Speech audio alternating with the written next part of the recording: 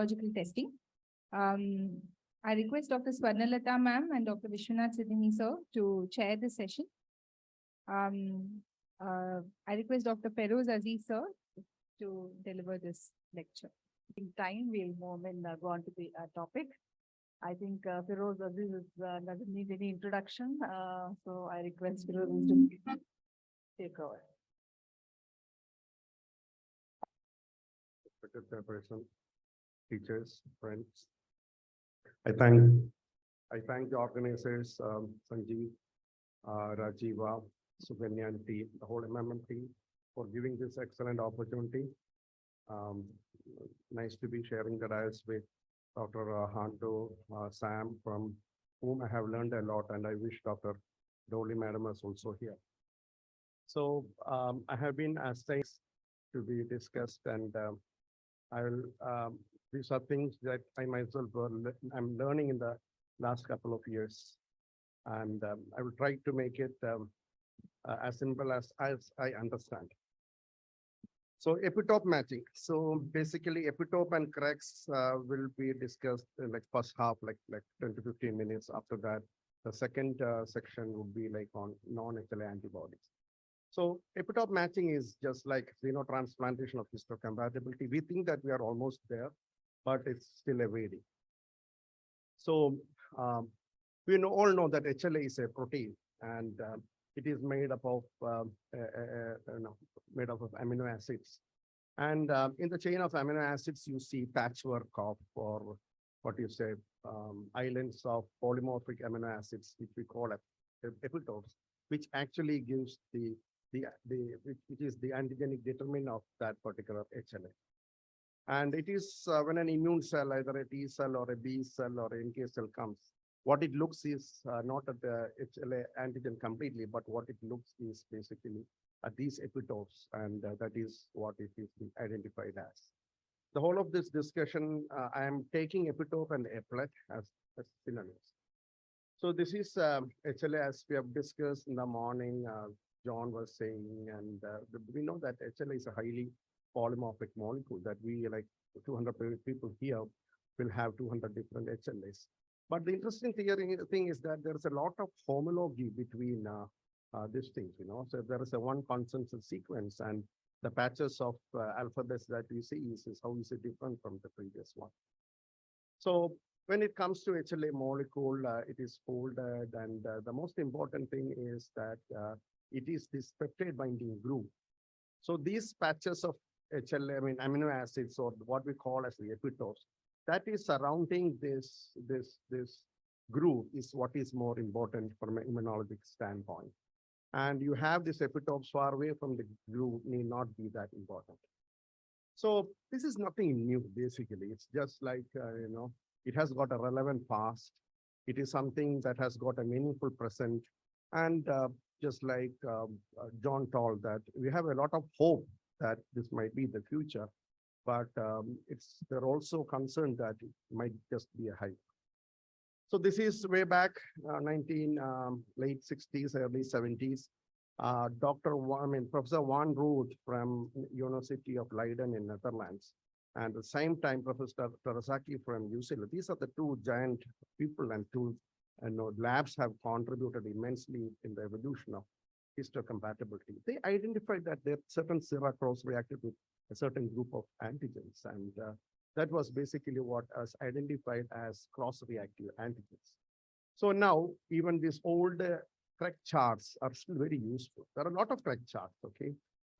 Basically the same thing depicted in a very different way. I find these things to be most useful, and I use this thing on a day-to-day basis.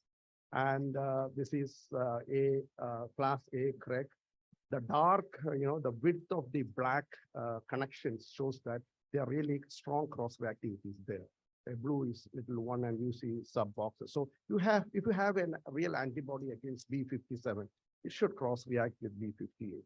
That's how we interpret these charts. Similarly, you have one for HLA-B. This is still relevant. That's my point. And it is more depicted in class 1. We don't have much correct charts in class 2. So BW, again, I think John mentioned it, it's a public epitope. So the thing is that any HLA-B and some A I mean, some HLA-B and a few HLA-A loci has got a public epitope of BW4 and the remaining HLA-B. So all HLA-B has either BW4 or a BW6. Certain A have BW4 and certain Cs have BW6.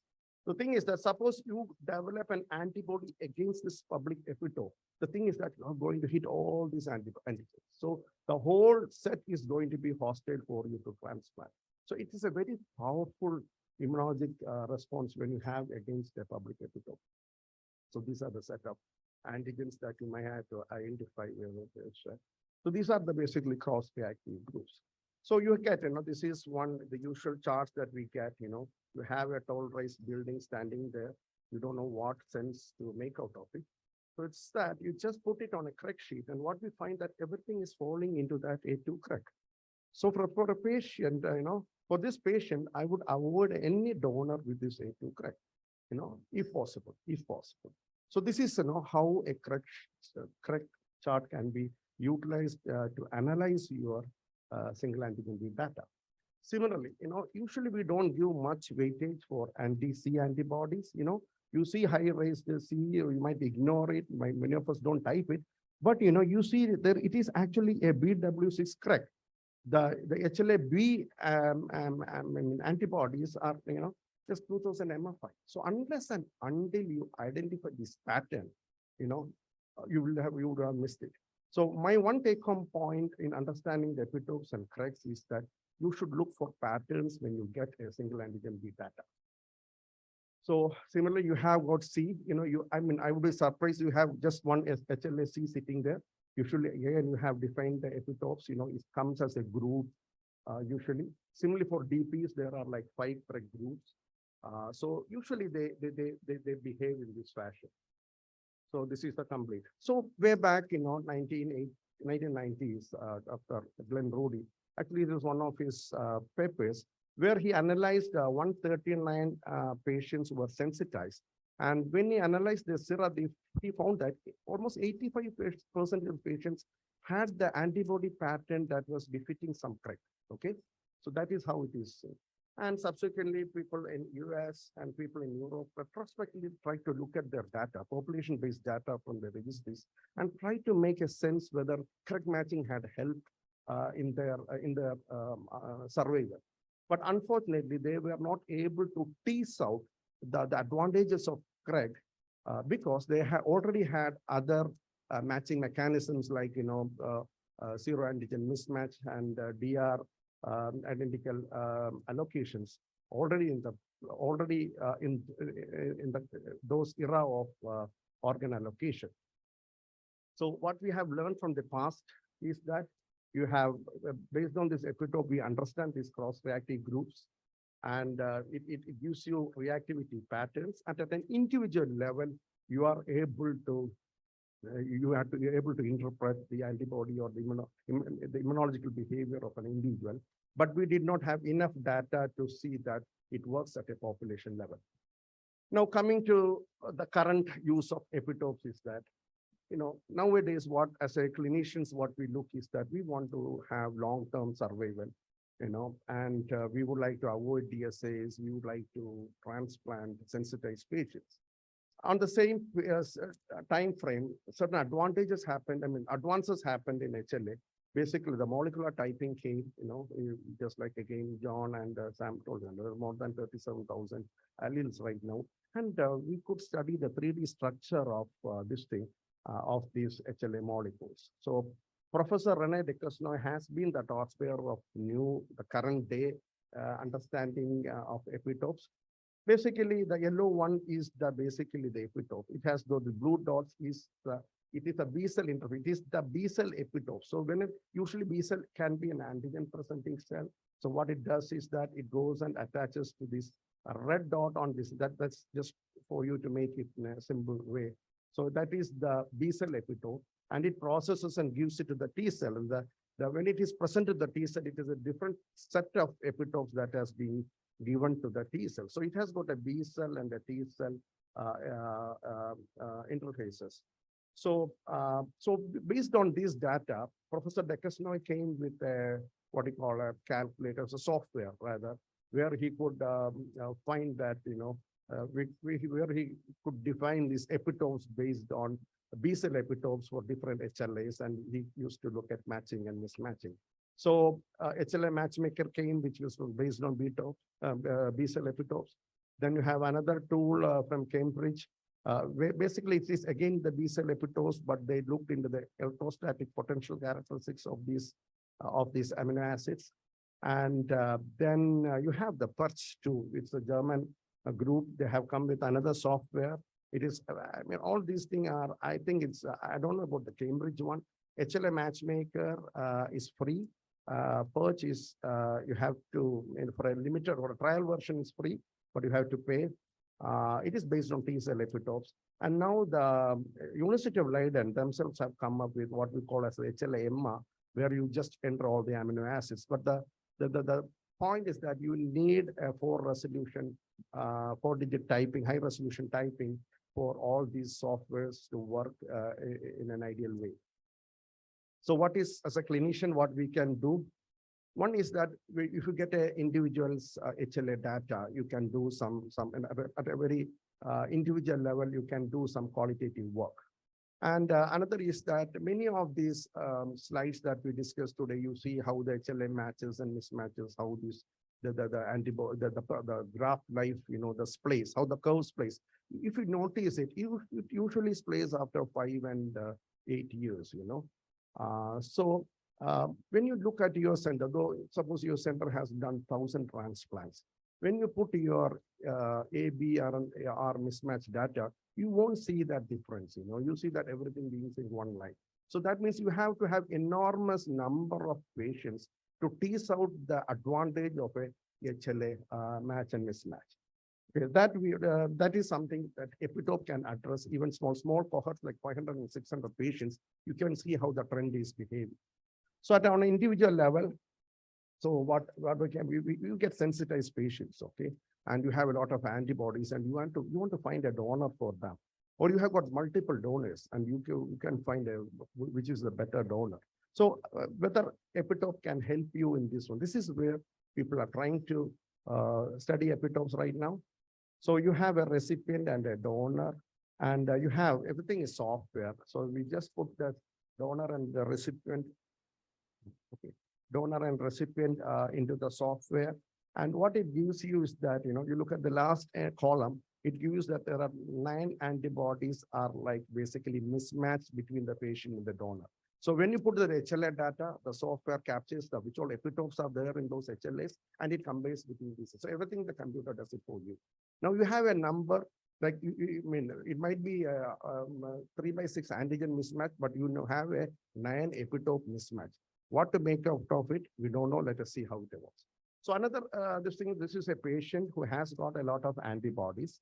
So what it sees is that there are a lot of actually epitopes that can account for antibodies. But if you really look on the table, the first 4 epitopes almost account for the 90% of the HLA antigen behavior.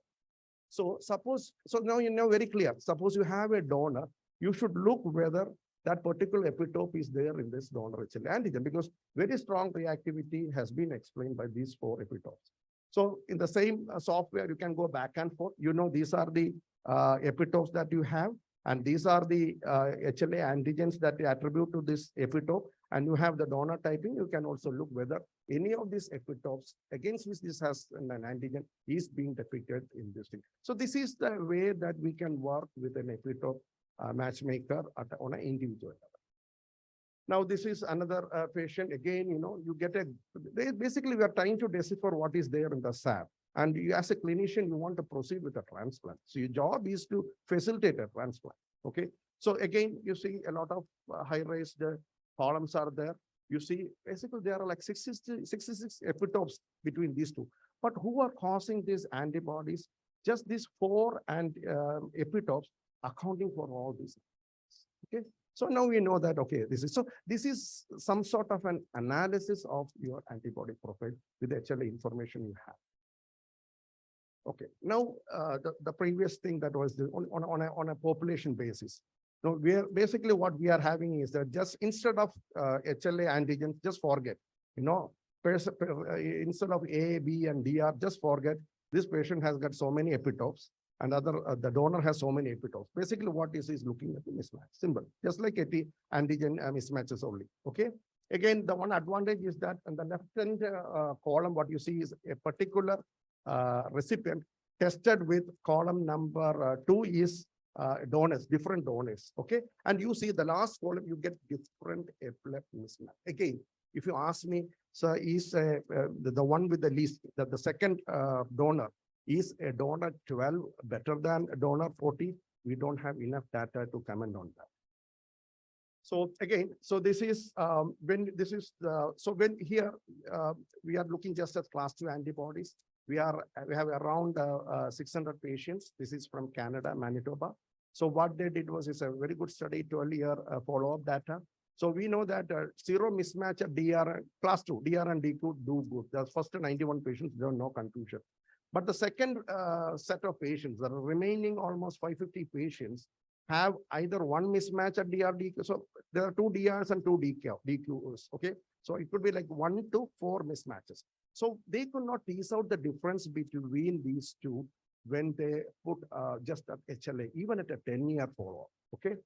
But the same data, when they converted it into a epileptic mismatch load, what they could find is that a mismatch load of less than 10 did better than that. So see how the graph is playing when you define those HLAs in a little more depth.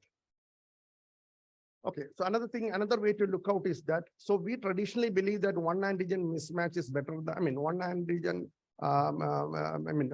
two antigen, one antigen mismatch is better than a 2 antigen mismatch. But the issue is that with a 1 antigen mismatch, you can have a high epileptic mismatch load. And at the same time, a 2 antigen mismatch might have a low epileptic mismatch. So that is how the difference spans out. So what is our take-home message with the current understanding is that it helps to profile your sensitized patients at an individual level. And you can see how it correlates with the inferior outcome in reasonably large cohorts. But as of now, still is not a tool for population-based matching. Now coming to the future, as you know, I think John updated it. This is a 2022 data. Now it is 37,000 alleles. In the last 1 year, we have almost 10,000 alleles have gone up. Okay, so this is a work done by Canadian Blood Society. So basically, what they have looked is that they have done typing of almost 2,000 individuals across Canada. So what they found was that, the number of alleles across these 2,000 patients is around 400 alleles.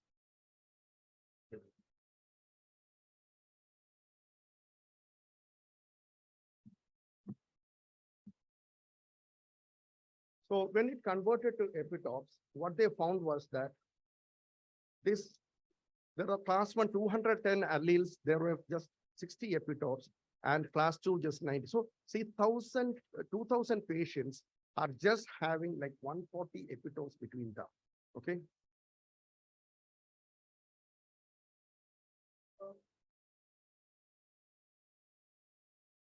Okay.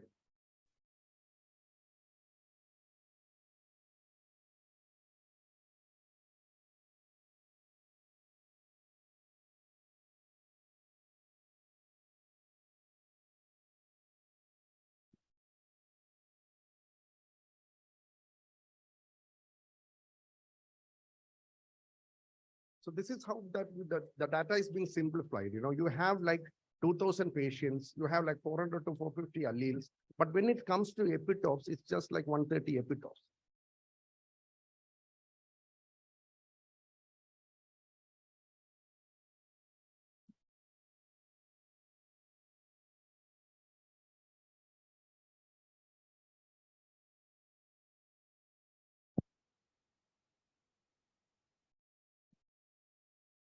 Meanwhile, just to make the situation a little lighter, I just want to add few humorous things what Dr. Umesh Khanna said.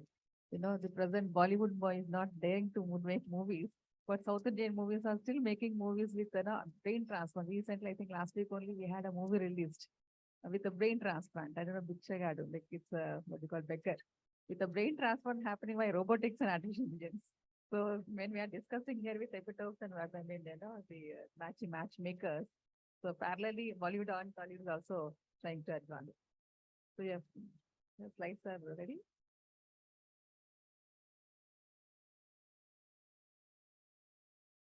Okay. So I think we are going into more, we are creating more confusion with whatever available, we have options we have in immunological testing, whether it's, HLA from serological methods to molecular methods going to next generation sequencing and the antibodies being detected by the CDC to, Illuminex platform. There are so many options available and we have gone to high resolution of 4 fields. Now we are going to, more deeper, like, triplets and epitope matching. We are, just imagine 7,000, 20,000, we have alleles. And I don't know how many epitopes we have to match now. We have actually expanded our horizon and the more, variables we have, there's chances of permutations and combinations and unlikely to have a perfect match. So I don't know where we are heading. Actually, madam, the whole concept of epitope is to actually bring down that confusion. That is the concept. But, the roadmap is not there. Okay, so we have, so this is it. So in Canada, it is representative of a cross-section of Canadian population. So they just have like 140 epitopes to deal with. So what they did was that they looked at the distribution of the alleles. So you have a multi-ethnic population that you have in Canada. So what she said, certain HLA alleles are very, very high frequency. And you look, many HLA alleles are just, very limited representation. So what they did was they converted the whole data into the epitope data. So what they found is that epitope distribution is a little more even. So the chance of you getting a matched epitope match is much better than a HLA matched individual.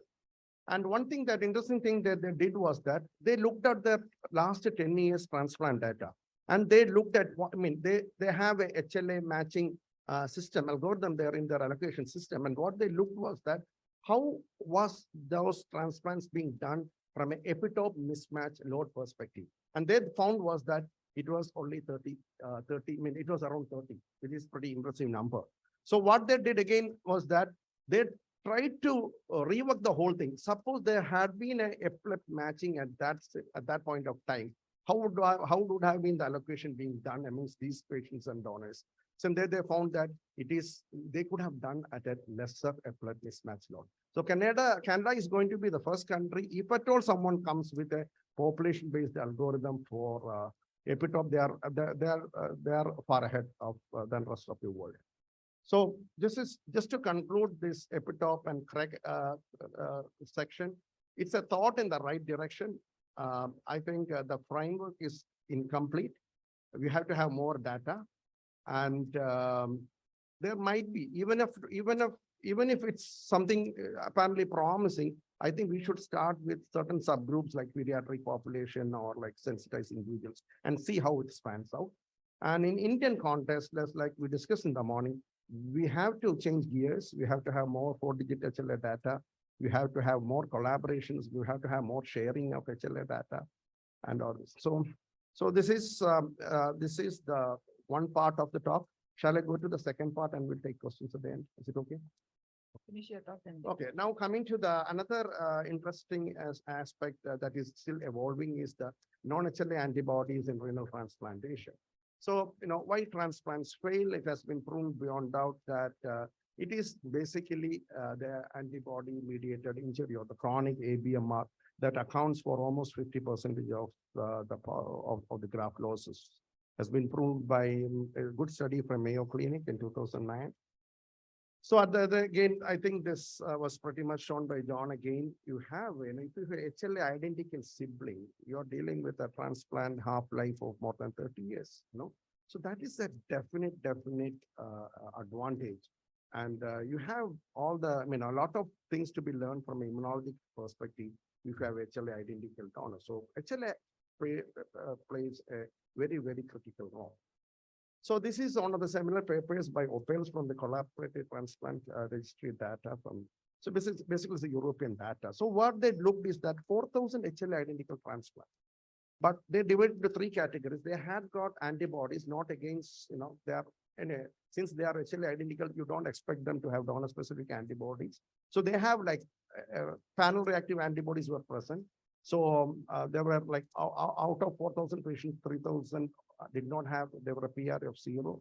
1 to 50, 80, 800, and 240 patients. So what they found was that as the PR increases, when they're harboring, non-DSA antibodies, the outcome goes down, it's an inferior graft survival. Again, this is another paper way back, not that old, it's 2018 from Belgium. Again, 935 patients, they found ABMR in 208 patients, of which, interestingly, they could identify a DSA only in 40%. 60% did not have a real HLA DSA there. Okay?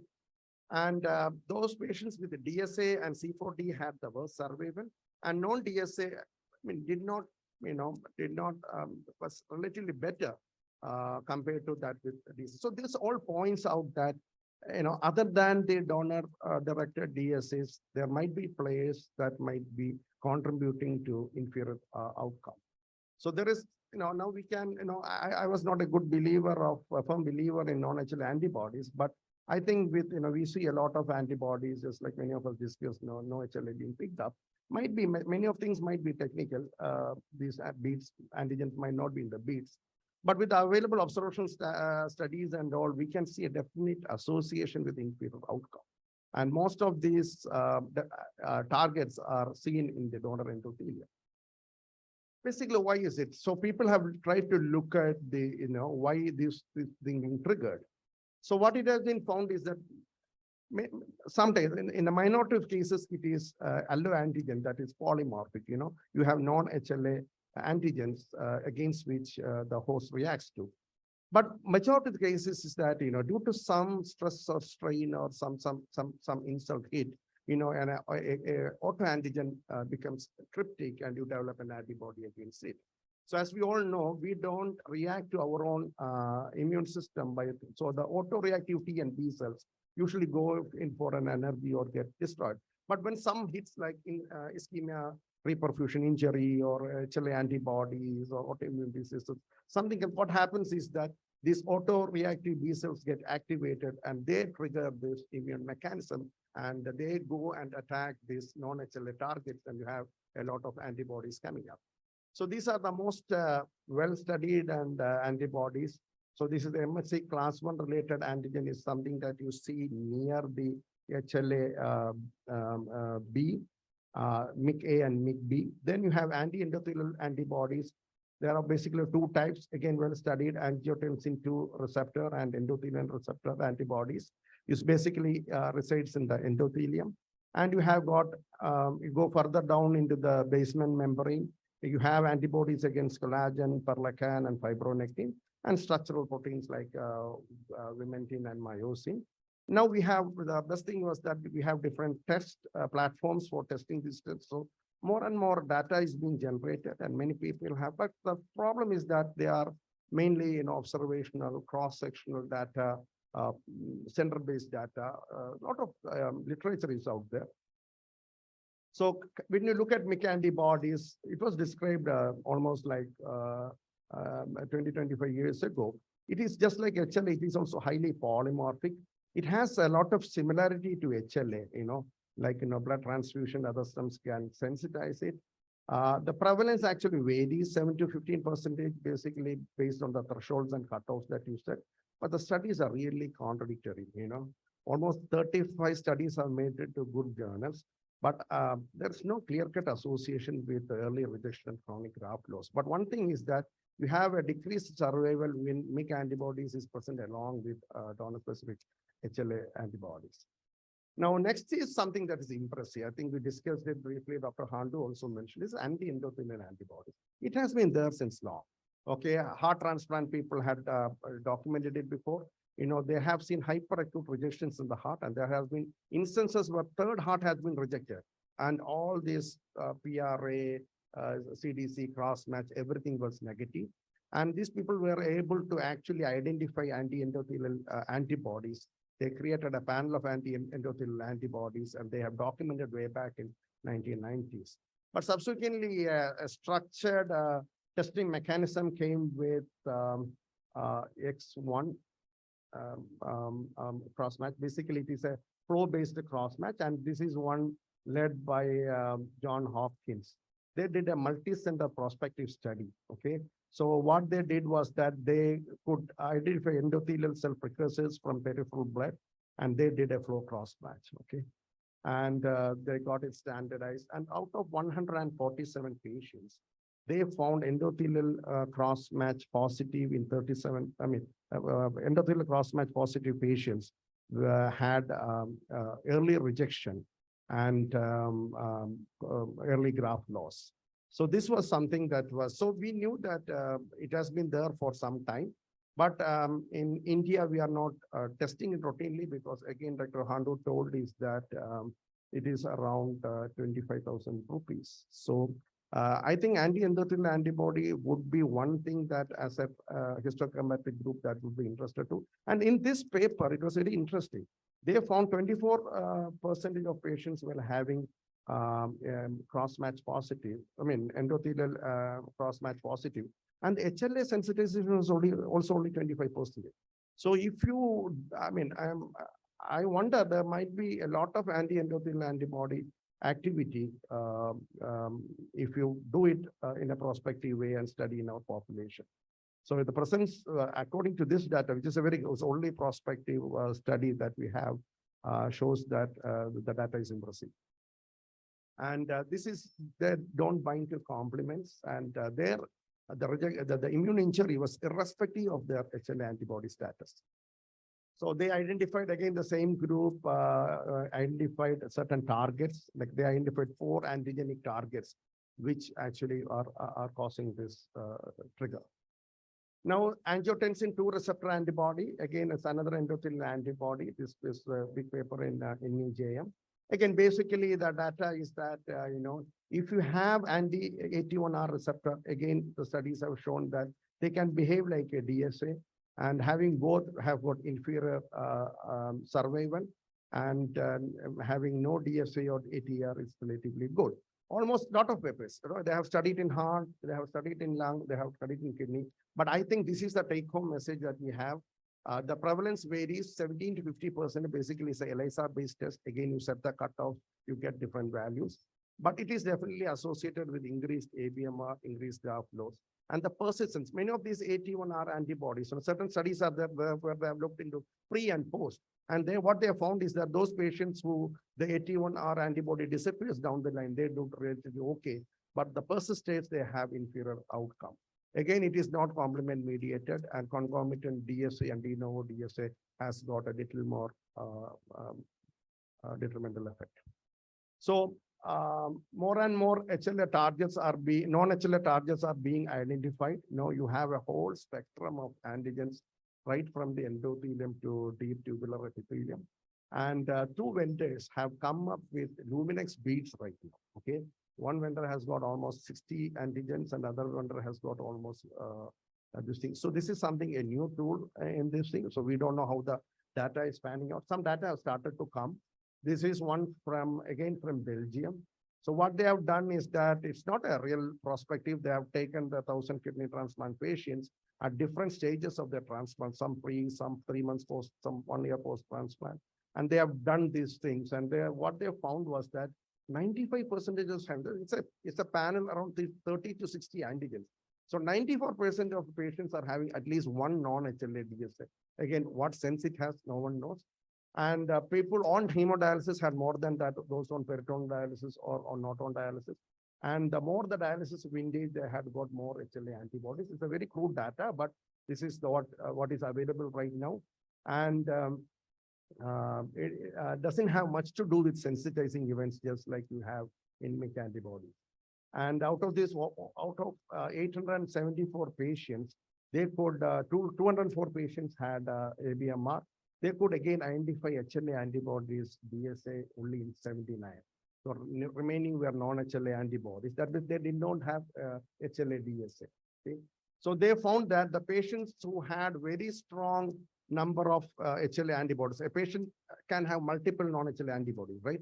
So in that way, and also the the number of patients with more HLA antibodies, they were actually prone to have increased ABMR in patients who did not have HLA-DSA. So the association of non-HLA antibody and ABMR is seen mainly in patients who don't have HLA-DSA. So that means that if HLA donor-specific antibody is present, that writes the show. So this is it. Basically, the most common things I have just,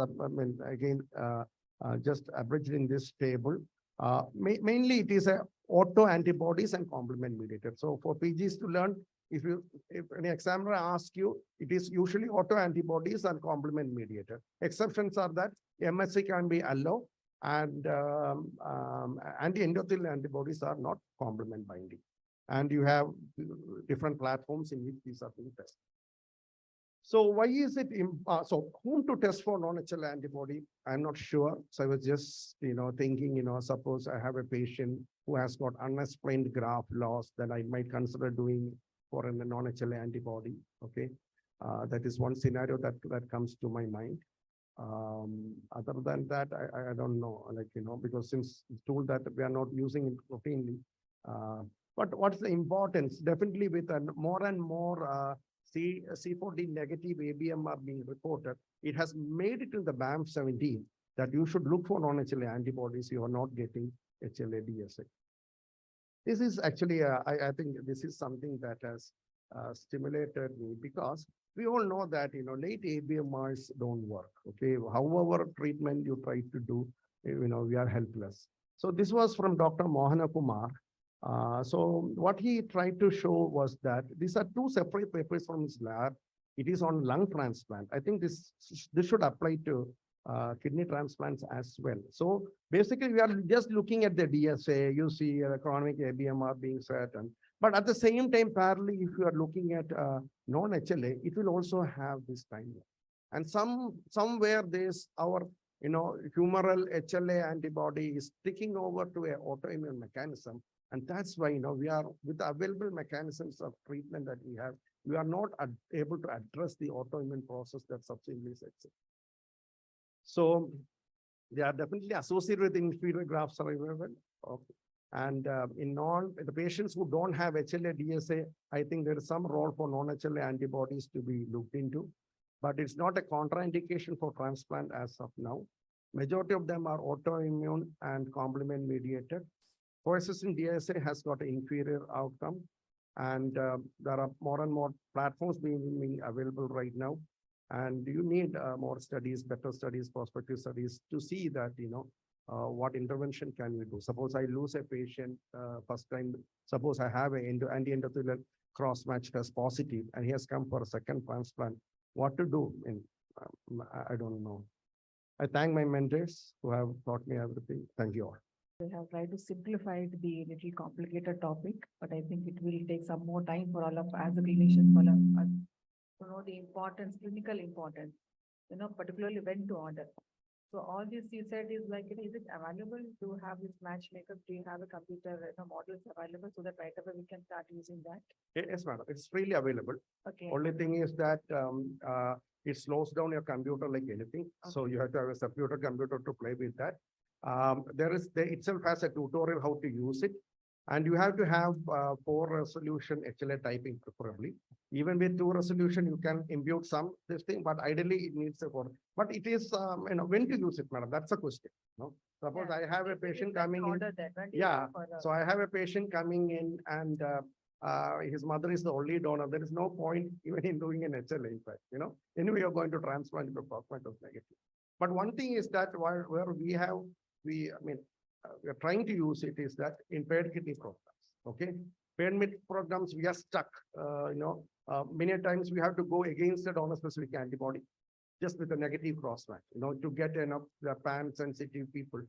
So to have avoided DSA is perhaps not a, so any people having a DSA but cross-match is negative, we might have to go ahead with a transplant.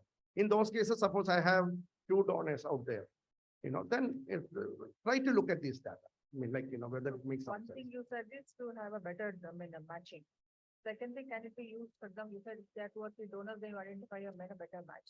But if you have only one donor, then can it be used to optimize the immunosuppression? to Yeah, have better Great, outcome? great. So that is one area that, that we can use. That suppose you have a patient 4 or 5 years post-transplant doing fine, and as clinicians, we have a tendency to decrease immunosuppression. And it is while you do an HL antibody screen 2 years, 3 years down, and we find that the screen is negative and epitope node is not that, then it gives you some sort of a good, good feeling that, okay, this is one guy with whom I need not chase this thing. So these are subtle things. So if you really ask based on this thing, can we take a call on that? I say it's still uh, not ideal, but I think you can initiate a dialogue with your patient with available data. Say it looks like your HLA is good, you don't have antibodies still even after 3-4 years.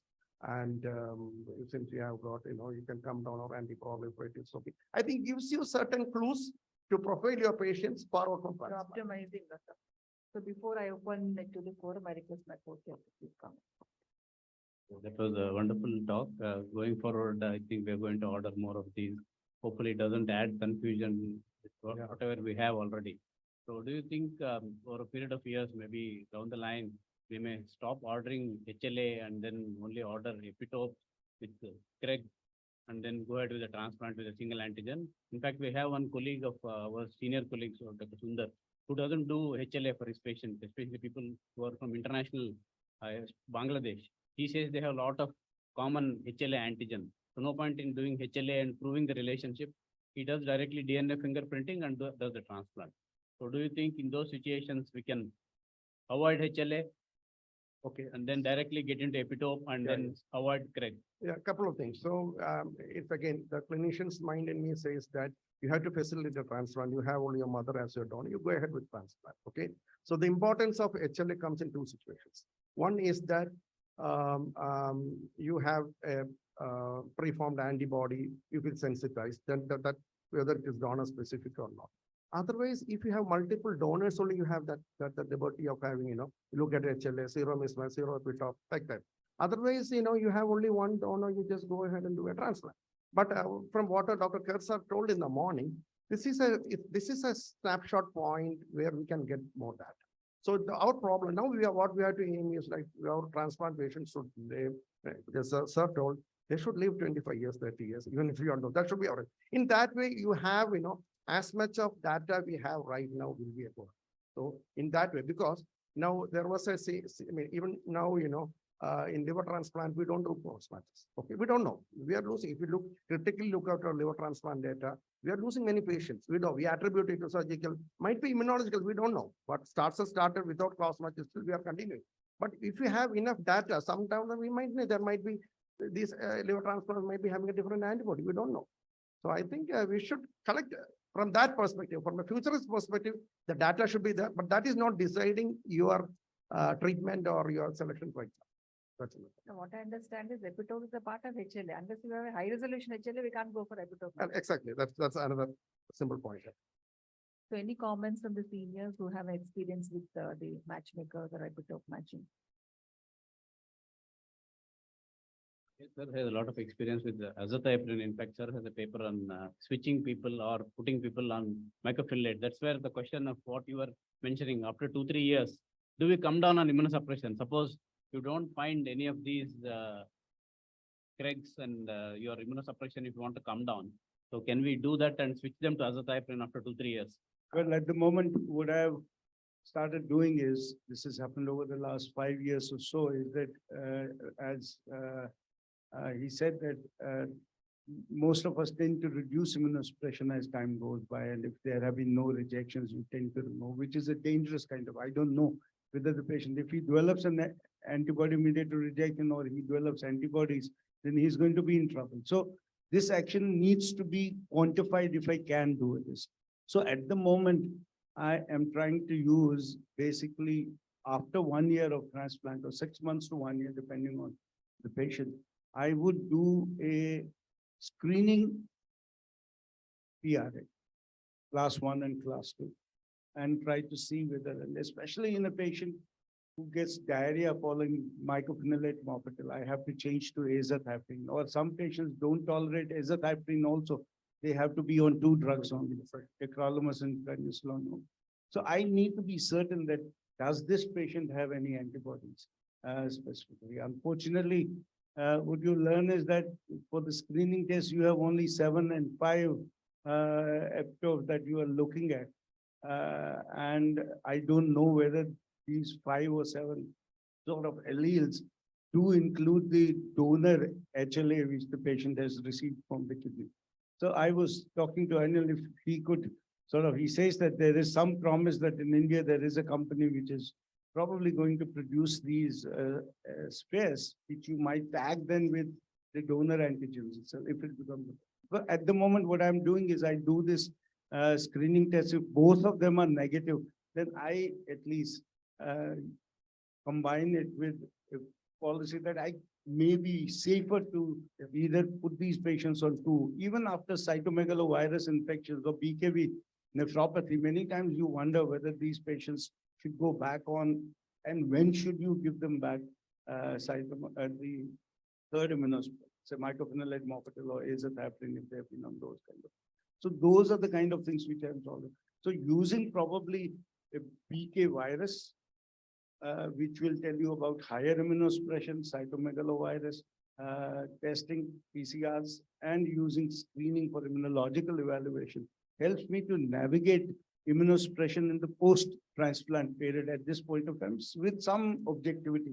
I know it's not perfect, but it's some kind of another dimension that I add to my day-to-day practice by which I would be.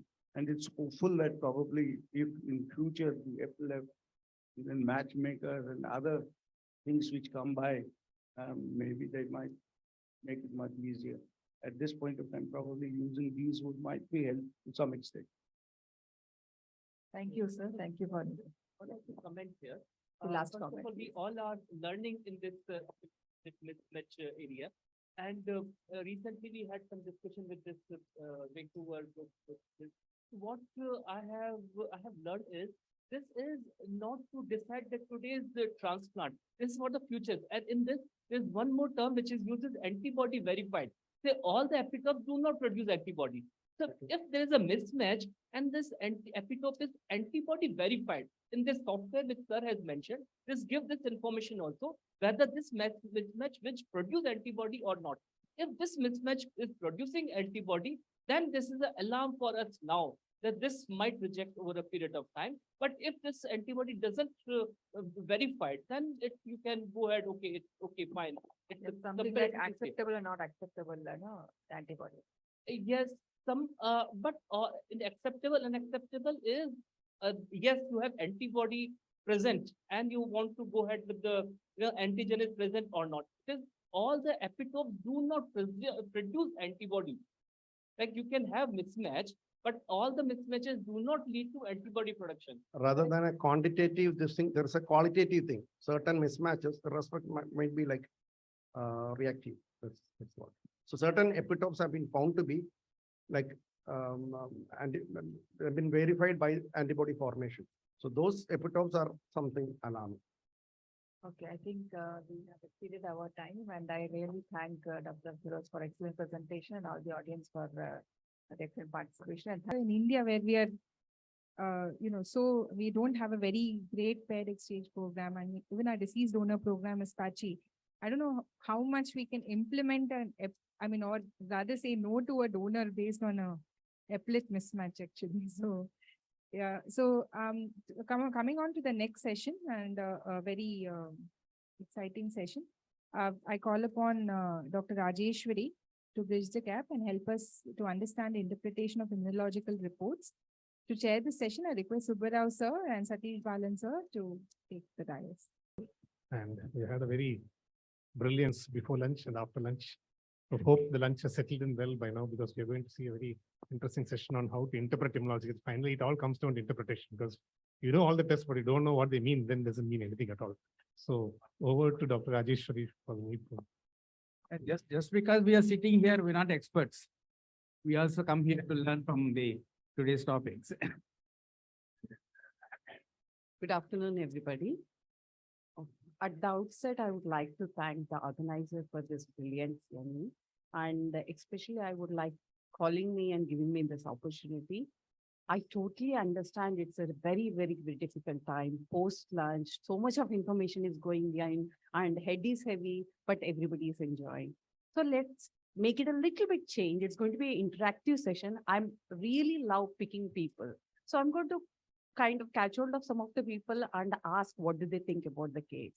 So the eminent speakers already made my work very, very easy because I just have to show the cases and ask, what do you think? So let's begin.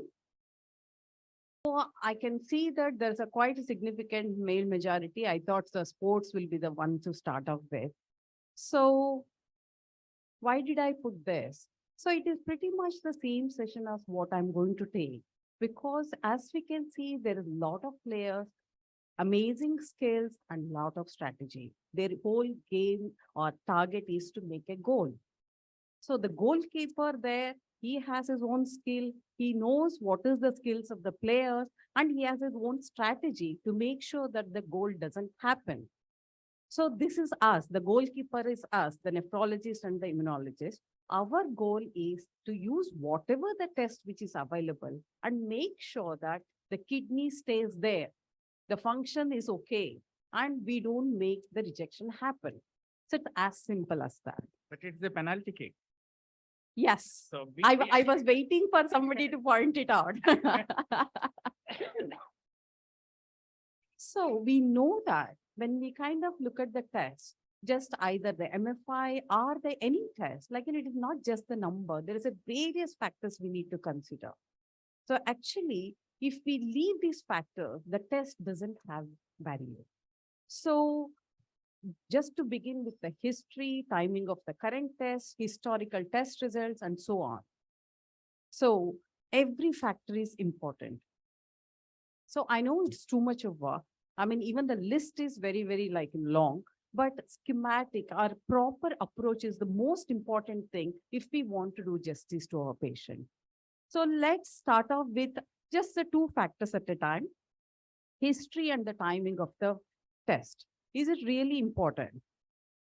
Let's start off with a case number one. So 45-year-old female with CKD working for the first living donor transplant, donor being positive.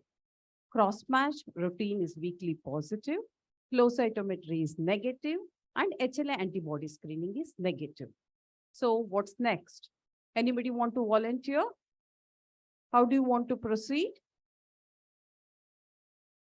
Fantastic. One said IgM. Anything else?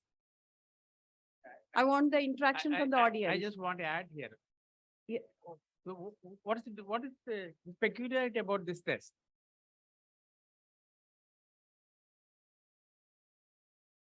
Usually reverse. Usually with the yeah. Sorry. Okay, so going to this. So we did a auto cross match that was negative. So CDC, I mean, we discussed very much in detail, very low sensitivity, but it does give a lot of information. Yes, Dr. Handu will definitely say the MyFlow also gives a lot of information, but cost effective. Okay, so auto CDC cross match was negative and allo CDC cross match routine was weekly positive, and when we treated with DTT, it became negative. What does that mean? Fantastic. So allo IgM. So why did we get a allo IgM? We are worried about the allo IgG. So can anybody tell? Sorry? Infectious disease? Complement fixing non-because CDC always picks up the complement mediated AVI. So it has to be. Then when we retrospectively ask, we being the reference laboratory, we don't get the history all the time. The patient had a recent history of blood transfusion just within a week. So it is very, very important. History is important. We know that already that immunological priming can happen with pregnancy, blood transfusion, and transplantation. Okay. And does that mean if this sensitization event does not happen, then we don't have to do the screening? No, we know that even there is no obvious priming event, there can be a HLA sensitization. even the cross-reactivity with the infectious microorganisms, vaccination, sometimes even post-skin grafting, many things can cause a trigger a alloantibody formation. So it is very, very important that we do the screening just before we go ahead with the transplant. So this is one of the schematic representation of the primary and the secondary antibody response. It is one of my favorite. As why did this happen? Why did we only pick up the allo IgM? So as you can see, what this is the first line that is like where there is a stimulus has happened. First couple of days, IgM or IgG, both will be negative because the cells are getting T cells and B cells are getting activated. Only after a lag of at least 4 to 5 days, the IgM starts coming up. And as the starts coming up and gradually starts coming down, and the IgG, that is the isotype switch, so happens. So from the point of antigenic stimulus till you kind of pick up IgG, it takes around 15 days. If you test before that, if you're lucky enough, you might pick up IgM, but if you do it in only flow with the secondary antibody being IgG, you will miss it. So, and that's why the history is one of the most critical point actually. So you need to know what is happening to your patient. Okay, and then one more thing, what I really want to show it in this picture is after some time without the antigenic stimulus, the IgG also declines. The time frame might be different, but it does decline. That I want you to keep in mind. Okay, let's go to the secondary immune response and with the other case. So it's also important for us to kind of know what is the risk of alloimmunization, because we know that blood transfusion does give an alloimmunization and antibody formation takes place. But what is the risk? Previously, this is the table which on the other side, it is like a paper published in 2013. Just looked at the risk of alloimmunization or antibody formation post blood transfusion. See, there is an era where leukodepletion was not done. Whole blood was given. There is an era where the previous transplant, before the transplant, the blood transfusion is given as an immunosuppression. I'm sure many of the seniors have seen this. So that is the time when there is this paper had come. As you can see, post-transfusion, multiple transfusion, 30 to 40% of them developed HLA antibodies. And if you see the lower graph, where as the number of transfusion increases, the number of the percentage of people who picked up the HLA antibodies or developed antibodies were high. But now where are we? Everybody is aware that we need to decrease the allosensitizing events or sensitizing events.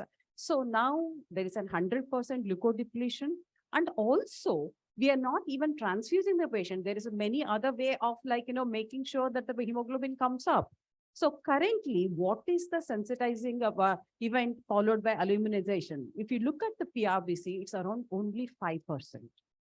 So let's look at the pregnancy. The study done by the couple of studies looked at the pregnancy. There are around 25 to 35% of the pregnant ladies have developed HLA antibodies. And the most culprit for the DNA, donor-specific, HLA antibody was the post-transplant, and around 70% of them had anti-HLA antibodies. So it is very important from the lab point of view or from the nephrologist point of view, understand what is the risk when they're transfusing the patient, what is the risk. Coming to the frequency and timing, as we kind of said, we don't have a standard Indian guidelines that's been already kind of said and discussed. This is from the British Transplant Society. So what they do is they screen the patient who is on the list every 3 months. And however, if there is any sensitizing event, like the one top 3 we discussed about, or even if there is an infection or vaccination, they wait for 2 weeks and then repeat the antibody screening. I think this is the one thing we can also implement in our setup. Obviously, if the patient is top on the list and waiting for the cadaver, or if the patient is in the living donor transplant going to the head, this is the one thing we need to definitely consider. Yes, there has to be a good communication between the laboratory personnel as well as the clinician, because if they are giving a monoclonal antibodies, we need to know. Otherwise, unnecessarily just 24 hours before the transplant, there will be positive results and all the hell break loose. Okay. We usually do it once in 6 months. Because we haven't found much difference within 6 months period. So Sir, it all we depends do- on whether the patient had a sensitizing event, one, or how stable. Some patients are highly responsive, responder we call. Some even with the many transfusion, they kind of, don't no, respond. we don't bother. Every whether- 6 months, Yes, should we? yes, particularly those who are already sensitized and who are all in the first 5 waiting list. Okay. We usually do it in once in 6 months. Okay, sir. So coming to the historical reports, is it out of sight, is out of mind? Do we really need to worry about the previous reports as well? How many says yes, how many says no? Everybody says yes, fantastic. Let's start with one more case. 36-year-old male pre-transplant workup for the second transplant. First transplant lasted for 5 years. I don't have a previous results except HLA typing is there. And I know that CDC, if it is positive, they wouldn't have taken up for the transplant. Should I go ahead with the transplant? Yes, okay. Went ahead. Post-transplant third day, patient developed graft dysfunction. CDC which was negative, became positive. Flow cross match both the class T cell and B cell positive. And class 1 was positive when we ran the single antigen bead assay. It was HLA 2402, and unfortunately, it was a donor's specific antibody. So who can explain what kind of reaction? Was it really kind of, we could have prevented this? What kind of rejection is this? I'm sorry? It has to be antibody, but is there any specific subset or form of antibody rejection it is? I'm sorry? No. No. Can I join? Fantastic. I wish I had a chocolate. Okay. So let's come back to the same picture. I think again. you should tell them, the second transplant, I think CDC cross match alone is not enough. I think. Sir, it was even a flow cytometry has been done. It was negative. Which one? The previous one? The second transplant, Okay. CDC as well as flow cross match and HLA antibody screen, everything was negative. And then went ahead, developed an rejection. So what exactly it has happened? So we already discussed very much in detail about the acute, hyperacute, and the one more most important form is accelerated rejection. So what exactly is this? So suppose in this patient, he has come in the negative phase where there is no continuous donor stimulus. And the patient, when he came, everything is fine. Only memory cells were there. So that is the reason CDC was negative, flow cytometry is negative, screening was negative. But once the same antigen or the previously was sensitized, secondary stimulus is given, within 24 to 48 hours, there is a secondary immune response or an antibody response. It is so strong that within 24 to 48 hours, the titer can go up more than 1,000 times. So that's the one thing. And second thing, the antigen stimulus, they need only 1/100th of what it is needed in the primary immune response. So you just need a small antigen stimulus for this accelerated response to happen.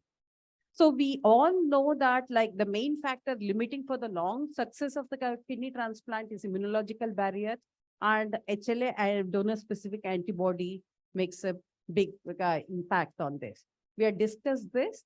And coming to the accelerated, so as Madam said, amnestic form of rejection, graft functions typically first 2 days.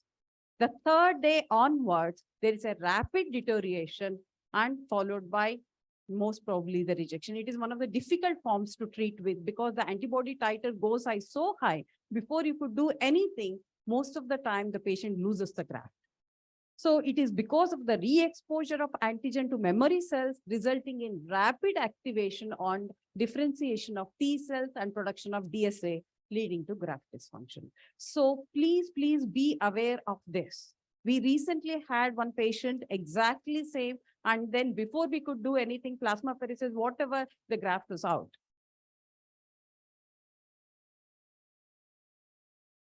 See, when the antibody is not there at all, the patient doesn't have an antibody, only the memory cells are there. Nothing will benefit. It's an history and knowing the exactly what the patient was exposed in the past. Because the antigen, this is what we called unacceptable mismatch. That I will come to it again. No, I think the clinician point of view is a little different. I think we have low titers here, which are not detectable by the flow cytometry and by the cross match. So it is not that their antibodies are completely absent. Sir, They are at the lower level. And very low level. Yes, and once you have an exposure to an antigen again, then the antibodies is usually jump up. So we cannot say that there are no Sir, antibodies. There are I antibodies. would agree this for the cross match because CDC and flow cytometry, they have the cutoff where it becomes positive for the class 1 or class 2. For a single antigen bead being very, very sensitive. And actually, like, it would have picked up if it is kind of more than 1,000 or even if it is less than that. So it is as it kind of says in this schematic diagram, there can be a phase the antibodies can disappear when there is an antigen stimulus is not there. It is the same phenomenon happens in the blood bank also. Suppose if I take a TEL antibody, it is known that at 5 years, only 30% of them will have anti-KEL identifiable. So probably, yes, very low titer might be there, but it is not identified. So coming to the hottest topic, which is kind of been discussed from the whole morning. So definitely when we are kind of, reporting the immunological assay, we need to know what is the test platform, what is the advantage, what is the disadvantage of that platform. So I'm not going to go in detail about any of the test platforms because it has been beautifully explained and analyzed and discussed in the morning by the eminent speakers. So we know that these are the most common tests which are available in any of the HLA labs. It just might be a little bit vary whether HLA typing is a low resolution or high resolution and which company you're using, what it is picking up. But otherwise, these are the most common tests which are available in any of the HLA labs. So CDC, we already very much discussed in detail. Low resolution. However, I personally like CDC because I feel it gives a lot of information. And, but like Dr. Handu and Dr. Ankit Mathur said, we cannot go ahead with any of the interpretation and transplant without adding up with a much more sensitive platform like flow cytometry and antibody screening. That's what we kind of use it in Hinduja Hospital. What we do is we do the 2 types of cross match. One is the flow cross match and the CDC cross match. And we do the screening. If the screening is positive, then we go ahead and identify the antibody by single antigen bead assay. So I have a couple of actually doubts. So the CDC, it is less sensitive, we know, and it detects only complement binding antibodies. We've been discussed, like we know there are a lot of complement binding antibodies, like SAs are coming, C1q, C3d, and C4d, everything. So the question is it only complement binding antibodies are really, that means it's causing the rejection, non-complementing antibody, donor-specific antibody. What about that? Does it really cause acute rejection and organ dysfunction? Anybody? Yes or no? Both are important. Backbenchers, please. Yes or no? No. CMC team? Okay. Okay. So see, I mean, I was also kind of bit curious to kind of know exactly what happens. There are studies, yes, there are essays, amazingly, they kind of clearly noted that if the antibody is complement binding, if it is a donor-specific antibody, there is a good risk it's going to cause a organ dysfunction or a rejection. The outcome is definitely much worse. So what about the non-donors, okay, non-complement binding? Yeah, can I have a word here? Yeah, see, there has been a studies proven that the complement mediated antibodies got a higher rejection. The long-term graft outcomes are much inferior compared to a non-complement mediated antibodies. Correct, sir, agree. But we know from studies that some of the complement binding antibody, actually it binds complement when there is usually when a high titer it is there. The same complement binding antibody, when it is in the low titer, many studies have proved that it is not complement binding. So complement binding is also associated with the titer of the antibody. So my way, it is very important to know any donor-specific antibodies, if it is there, whether complement binding or non-complement binding, because studies have clearly shown that non-complement binding donor-specific antibodies can cause organ dysfunction and rejection. Okay, coming to the case 3, 35-year-old female with CKD, donor being mother, worked up for renal transplant. She has history of 2 pregnancy and no previous transplant or blood transfusion. So it is pretty much like a first case where the CTC is positive, flow cross match is negative, antibody screening is negative. So what should we do now?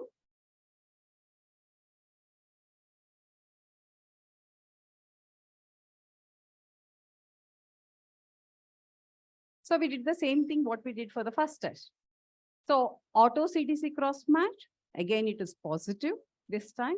And we treated with DTT, it became negative. And allo CTC continues to be positive.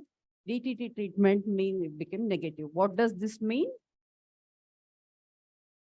IgM? Fantastic, because we know that allo antibodies can react with not only with the auto lymphocyte, but also with the allo.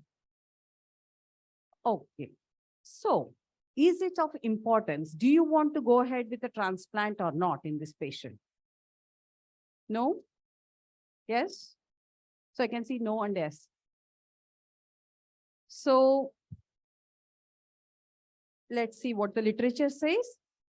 Auto IgM antibody. IgM autoreactive antibody, we know that it binds with both autologous as well as allogenic lymphocytes.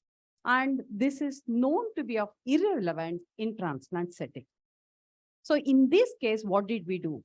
We just waited for 2 weeks to make sure that there is no isotype switch.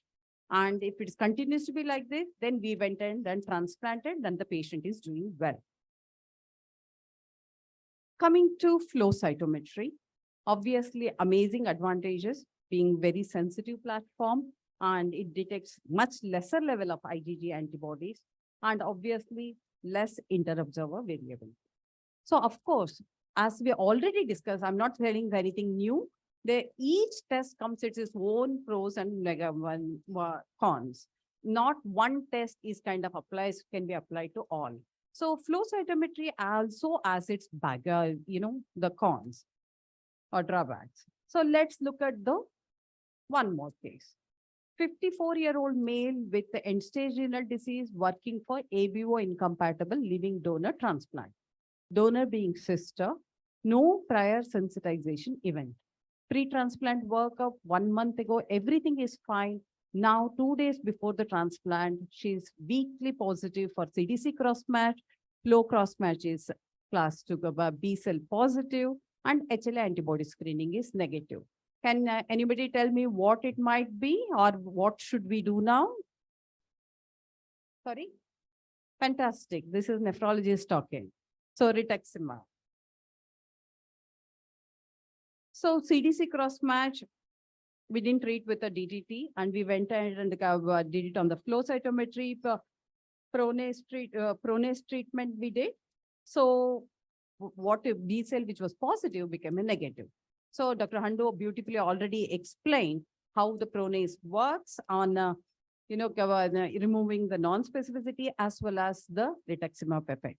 So what does it do? So pronase treated cells, it's a proteolytic enzyme, removes the FC receptors from the surface of the B cells to eliminate false B positive. And higher concentration, it removes even the CD20. So in our setup, interestingly, we never had any problem after the pronase treatment. So, and also it is very important, we also know that the pronase can decrease the class 1, even the HLA expression. That's why we are always very careful. We have an antibody screening report before antibody, whether the patient had any previous antibodies or any donor-specific antibodies, before we kind of go ahead with the pronase. We do the B cell and T cell cross match. If somebody has received rituximab, and if the B cell cross match is positive and T cell cross match is negative, then we proceed. But we need to make sure that that's only the rituximab, no, sir? So that's why you have to kind of prove that by treatment. Yeah. So coming to the case 5, patient had undergone renal transplant in the year 2003 and now having suspected chronic rejection. CDC flow both are negative and HLA antibody screening is both a positive, class 1 and class 2. Anyone with any ideas? Speakers are not supposed to answer. Anyone from the behind? I thought it's going to be a good interactive session. So what do you want me to do next? This is what we see regularly.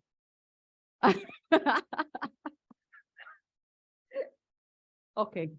So prozone phenomenon can happen in any platform, either it can be CDC, or flow cytometry, or Luminex. So it is mainly because of excess of antibodies. So for the antigen antibody reaction to happen maximally and good agglutination to happen, the antigen and the antibody has to be in an equivalent form. Anything either excessive antibody or excessive antigen, both will disrupt this equivalent good interaction. So in this case, what is the clue is the patient is having a clinical sign, antibody screening being positive. So it is very, very important that, when we do the CDC, it's always done in dilution as per the ASHI manual till N/8 is a must. So if you are sending your CDC to outside, make sure that the dilution is done.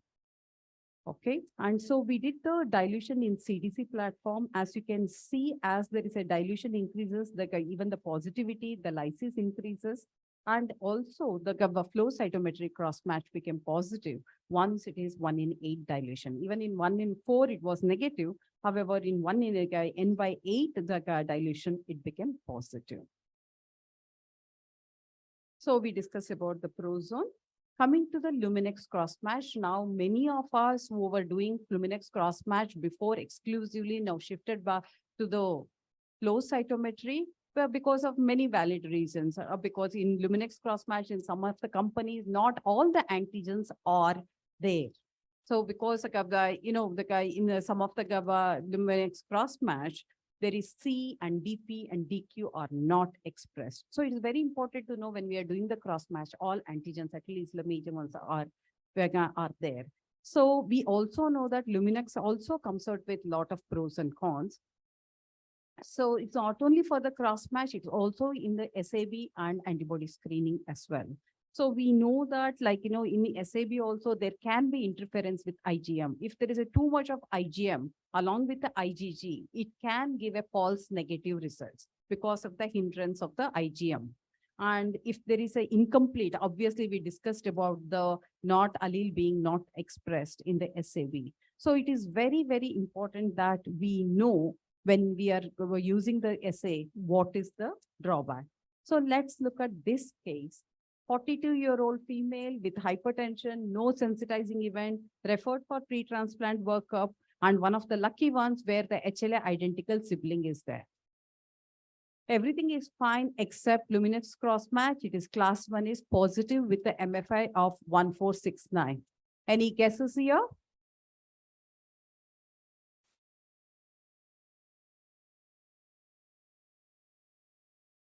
Sorry?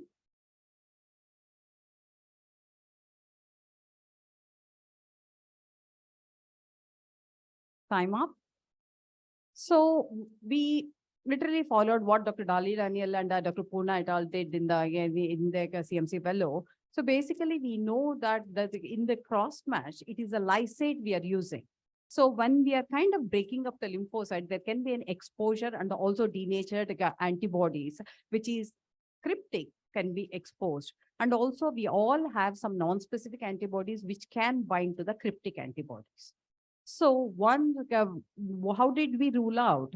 So basically without the lysate, we just ran the cross match. And since these antibodies are against the beads, not against the antigen, so the MFI increased much further when we kind of did this cross match. So we went ahead and transplanted this patient. Till today, she is doing really well. So we have history, timing of the current test, historical reports, what platforms and pros and cons. This is what we have gone through. So some of the other things definitely we need to consider is HLA mismatch. And already this is beautifully been discussed by Sam. So the question was really in this era, modern era of immunosuppression, do we need to really consider HLA matching? Yes, the answer is in one word. It is yes, we do have to consider HLA matching, not only for ABDR.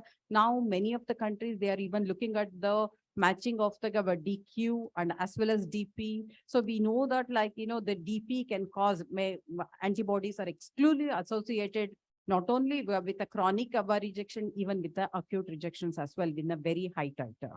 And DP also, there are case scenarios where a hyperacute rejection has happened. So it is very, very important that whenever possible, we go opt for HLA matching as much as possible. So just now, Dr. Rajiv Lochana was telling, we don't have a good kidney swapping or a setup where we can just kind of, swap the patient if there's AB1 compatible and donor specific antibodies there. I think what we need at this stage in a regional level and the country level is having a patients who have a donor specific antibodies and they don't have a proper donor. If we can swap and manage this one, I'm sure it will benefit a lot of patients.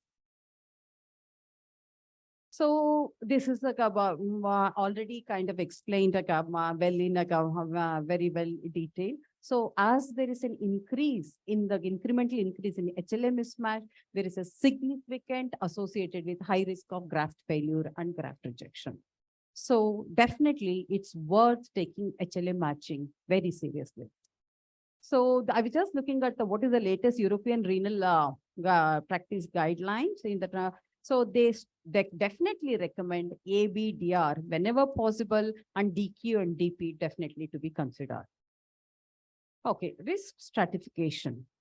So we can risk stratify our patients based on what is the cross match, is it positive or negative, is it in the current sample or historical sample, whether there is a donor specific antibody. So it can be high risk, intermediate risk or low risk, depending on these factors. So if the patient has got positive T and B cell and CDC current sample, it is positive and there is a donor specific antibody, it is a high risk. If you transplant on this patient, is going to have a high rejection, hyperacute rejection. So if you kind of consider your patient is an intermediate risk and you want to go ahead, then you need to consider for the augmented desensitization process and many other things. I'm sure you guys are expert in that. So just I put it in the table just for the easy understanding. High risk is already there is a high level of circulating DSA. This also includes the presence of historical donor specific antibody. Intermediate is low level of DSA present at the time of a transplantation. We need to tweak around the immunosuppression and post-transplant monitoring is a must. Standard risk is absence of any donor specific sensitization. So coming to the unacceptable mismatches, we have already discussed this. So 37-year-old lady with CKD underwent living donor transplant in 2018. Donor was wife. And now in 2021, rejected and now working up for the second transplant. Donor being the good mother-in-law, she opted for a donation. How many of you wants to go ahead with this? Not mother-in-law, you don't like mother-in-law, sir?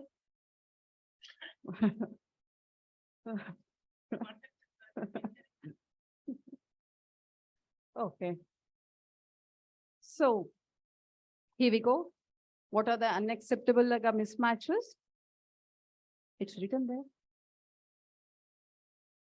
So 2, 7, 30, DR beta 113. So as we can see, the patient is already had a transplant which is failed, and if there is no donor specific antibody also, he might already been sensitized. Memory cells be there waiting for you to put again the similar antigen. So please make sure that this is not the made up case. This is the case which was referred to me. So I have to inform the nephrologist, if you are putting the kidney there is a high risk that there is a rejection within the first couple of weeks itself. So not only the previous allosensitized, even the presence of donor specific antibody in high titer is considered as an unacceptable mismatch.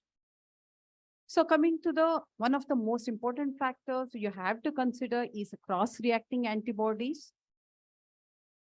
So there is a big table. We know why there is a cross-reacting antibodies react because of the sharing of the epitopes. We are very well aware, and it's very difficult, mind you, very difficult to remember. So I put it in our HLA lab. Whenever you kind of, especially the virtual cross-match, when you're reporting, you kind of look it up, which correct category it is coming. Is it cross-reacting? If it is a strongly reacting, then obviously it is going to react. It's as good as you are having a donor-specific antibody. So there is a HLA locus, B locus, even in the C and the DR and DP, you have a correct groups. So it is very, very important that when you are kind of looking at just the SAB result and the molecular typing, you need to look at whether any of this antibody belongs to correct group. So association. Let's look at the last but one case. 32-year-old male with CKD working for the first living donor transplant. Donor being mother, history of blood transfusion is there. And this is what the results are. CDC negative, flow cytometry negative, antibody screening is positive, and single antigen bead assay is positive for class 2. So we went ahead and did the SAB. And also this is the molecular typing just for the correlation. So is there any donor specific antibody here?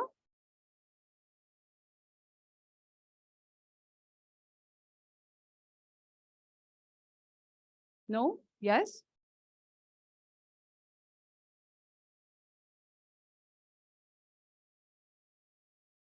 Yes, there is a donor specific antibody. Of course, I have not mentioned the second field of the HLA-DR beta 11501. It was a donor specific. However, it is a MFI of 1951. It comes to around the intermediate group risk factor.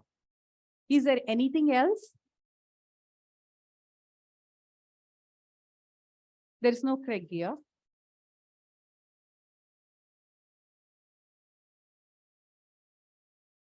Look at the HLA-DR B5-0101. It's nothing but HLA-DR51 protein.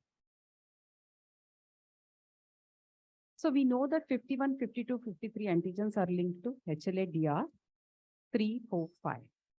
Okay. So HLA-DR beta 3 codes for the 52, B4 codes for 53, and B5 codes for 51.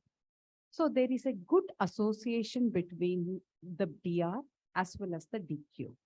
So if you see this table, you can realize the DR antigens in association with the other DR beta 1, like beta 3, 4, 5 antigens, 15 and 51 is most of the time comes together. It is inherited en bloc. If you see the DR15 and it is associated with DQ6. So if you see the patient, the donor HLA typing, the donor had DQ6, DR50, very likely this donor will have DR51 also. That is nothing but a DR5. So what we saw in the beginning, the HLA-DR5 with the MFI of 12,000 odd might be the donor specific antibody. So we went ahead and did the beta 3, 4, 5 typing, and it turned out to be a donor specific antibody. So it is very, very important to see the association. So coming to the last bit of it, I'm not going to tell you what I'm going to discuss. So 43-year-old male with a history of 1 unit of blood transfusion. In February, it's a case which just recently happened. So it was a ABO incompatible transplant, one transplanted when the ABO titer was less than 1:2. Donor was a wife and it was 3/12 MASH. Desperate for transplant and not no other this thing we went ahead. So pre-transplant results are this and post-transplant results are this. So as soon as we put the kidney, there was a rejection. It was like hanging around for the first 2 days. The urine output was okay in the first day. Second day, it was kind of started becoming anuric within the 3-4 days, completely anuric. And weight, it was 91, increased to 99. So by 8-9 days, it was very clear that the kidney we are losing. So repeated all the tests post-transplant. It was CDC, flow, HLS screening, SAB, everything was negative. So what do we do now? Anyone? Fantastic. So we ran the non-HLA antibody screen. That was that 64, which Dr. Firoz was showing. So in that, we got paroxysmal trans-2-enoyl-CoA reductase antibodies. It was very high, more than 20,000. And also, it was strongly, when we ran the ELISA test, it is also strongly positive for anti-endothelial as well as anti-angiotensin. So we ran it with this pre-transplant sample. We ran the same. There already the patient had good amount of anti-endothelial as well as anti-angiotensin antibodies. So we did the plasmapheresis, we gave the bortezomib, Ritex, everything, but it's too late. So the kidney, they had a microvascular thrombosis, kidney was rejected, and then it has to be taken out. So very extensively, there were already the non-HLA antibodies has been discussed by Dr. Firoz. I'm not going to go in detail, but however, I would like to show one diagram here. So there is many mechanisms where the non-HLA antibodies can be formed. As we know, anti-endothelial, anti-angiotensin, both are autoantibodies. And the MIC-A, I think it is an alloantibody. So there is a various pathologies kind of work here. Pre-transplant, pre-eclampsia, acute kidney injury, chronic kidney injury, and FSGS, diabetes, all plays a role in the endothelial injury and neoantigen expression. This kind of triggers the autoantibodies. Post-transplant, most important thing is BK nephropathy and ischemia reperfusion injury. This can trigger autoantibodies as well. So it is very, very important to identify at least what is the trigger point so that we can act on it. So as Dr. Firoz kind of said, we don't know what to do with this data now, whether can we screen all the patients in the beginning. So because 30 to 40% of them will be positive anyway. So what do we do with this? And interestingly, we did the plasmapheresis and bortezomib, and the MFI or even the positivity didn't even budge. It was still the same. So really, we really don't know. But literature, if you look at it, this bortezomib and the plasmapheresis Ritex are the treatment. But in this patient, nothing moved, to be honest. So I really kind of looking at this John Hopkins study, which kind of looked at the 150 patients who had the anti-angiotensin antibody and anti-endothelial antibodies and absence of non-HLA antibodies. So what they came out is the risk stratification. So they said, if the patient is second time going for transplant, and if they are male, and if there is those with the FSGS, and if they are less than 45 years old, at the time of transplant, they are more likely to have anti-angiotensin antibody prior to transplant. And most of the time, anti-angiotensin antibody is associated with anti-endothelial antibodies. So probably we don't know, just picking a pre-transplant, is it really kind of, going to help? Are we going to do anything? I really don't know at this stage. Probably some kind of risk stratification will come very soon. But once we kind of patient dysfunction is there, if we kind of think it is non-HLA, definitely worth risk stratifying and doing all the treatment possible to save the kidney.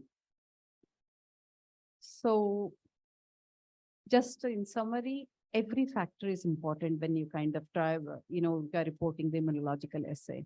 Every small detail has to be taken care, because after all, you want your kidney to stay in that person's body for the longest possible. Thank you.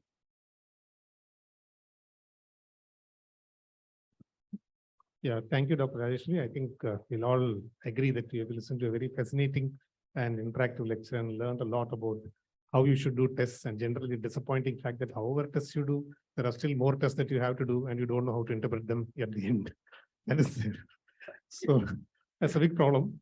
Let me ask you one question before you go on. One is that you said, see, one of the things we know very well is that pregnancy is one of the places where we have autoantibodies.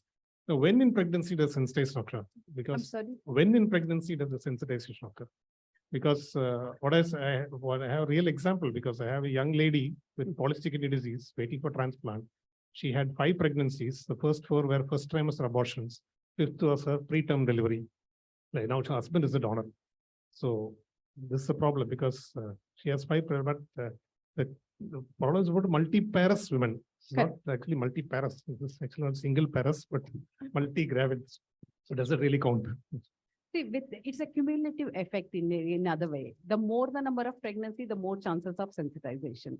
Normally, if I extrapolate the same with the blood grouping and the antibody formation, after 12 weeks of pregnancy, there is a movement of fetal cells towards the maternal. So that is the same principle kind of worked for after 12 weeks, we try to identify that fetal DNA from the maternal serum. So in that case, when there is a fetal cells are freely coming, the new thing is the paternal antigen. That is where the pregnant women start developing. It's usually when there is exposed, many of them just kind of probably might not in the first pregnancy, but as there is a repeated, there is an increased risk. So overall, it's around 25 to 30% of the pregnant ladies develop. Especially after the first trimester. After the first early trimester. trimester pregnancy, abortion may not be that sensitized. Abortion, until unless there is also a volume and how it is dealt. In the first 1 week and the first 1 month, it's actually not much. But however, when there is, as the gradually increasing the pregnancy time, there is a more fetal cells will be moving towards the maternal plasma. I guess that is the time there is a increased risk of sensitization. The study suggests that the exposure to the maternal, the antigens from the fetus to the mother is during the placental separation. That's the time when the seems to be the more antigens moving to the from that the is fetus. the delivery process. Yes, isn't it? that is the delivery Starts process. from the 12th Yes. week, and at the time of delivery, yes, it's one of the So that's where Such the fetal antigens enter into the mother. I mean, that includes the father's antigens. I think so. If the placenta is already formed. Excuse me, sorry, madam. So my understanding from your talk is, sorry, here. sorry. Sorry, yeah. So my understanding from in-laws should never be accepted as second donors. If wife was the first donor, is that correct? Mother-in-law, you mean? Yeah, in mother-in-law or father-in-law, both. So irrespective of the relation status, whatever you are introduced in the past, you should not introduce again. That's as simple as. So that's what, so in-laws cannot be second time donor. I mean, if you are going for a second transplant, in-laws should not be donors. If the wife was the donor, the first one. Mother-in-law or father-in-law should not be the donor. Huh?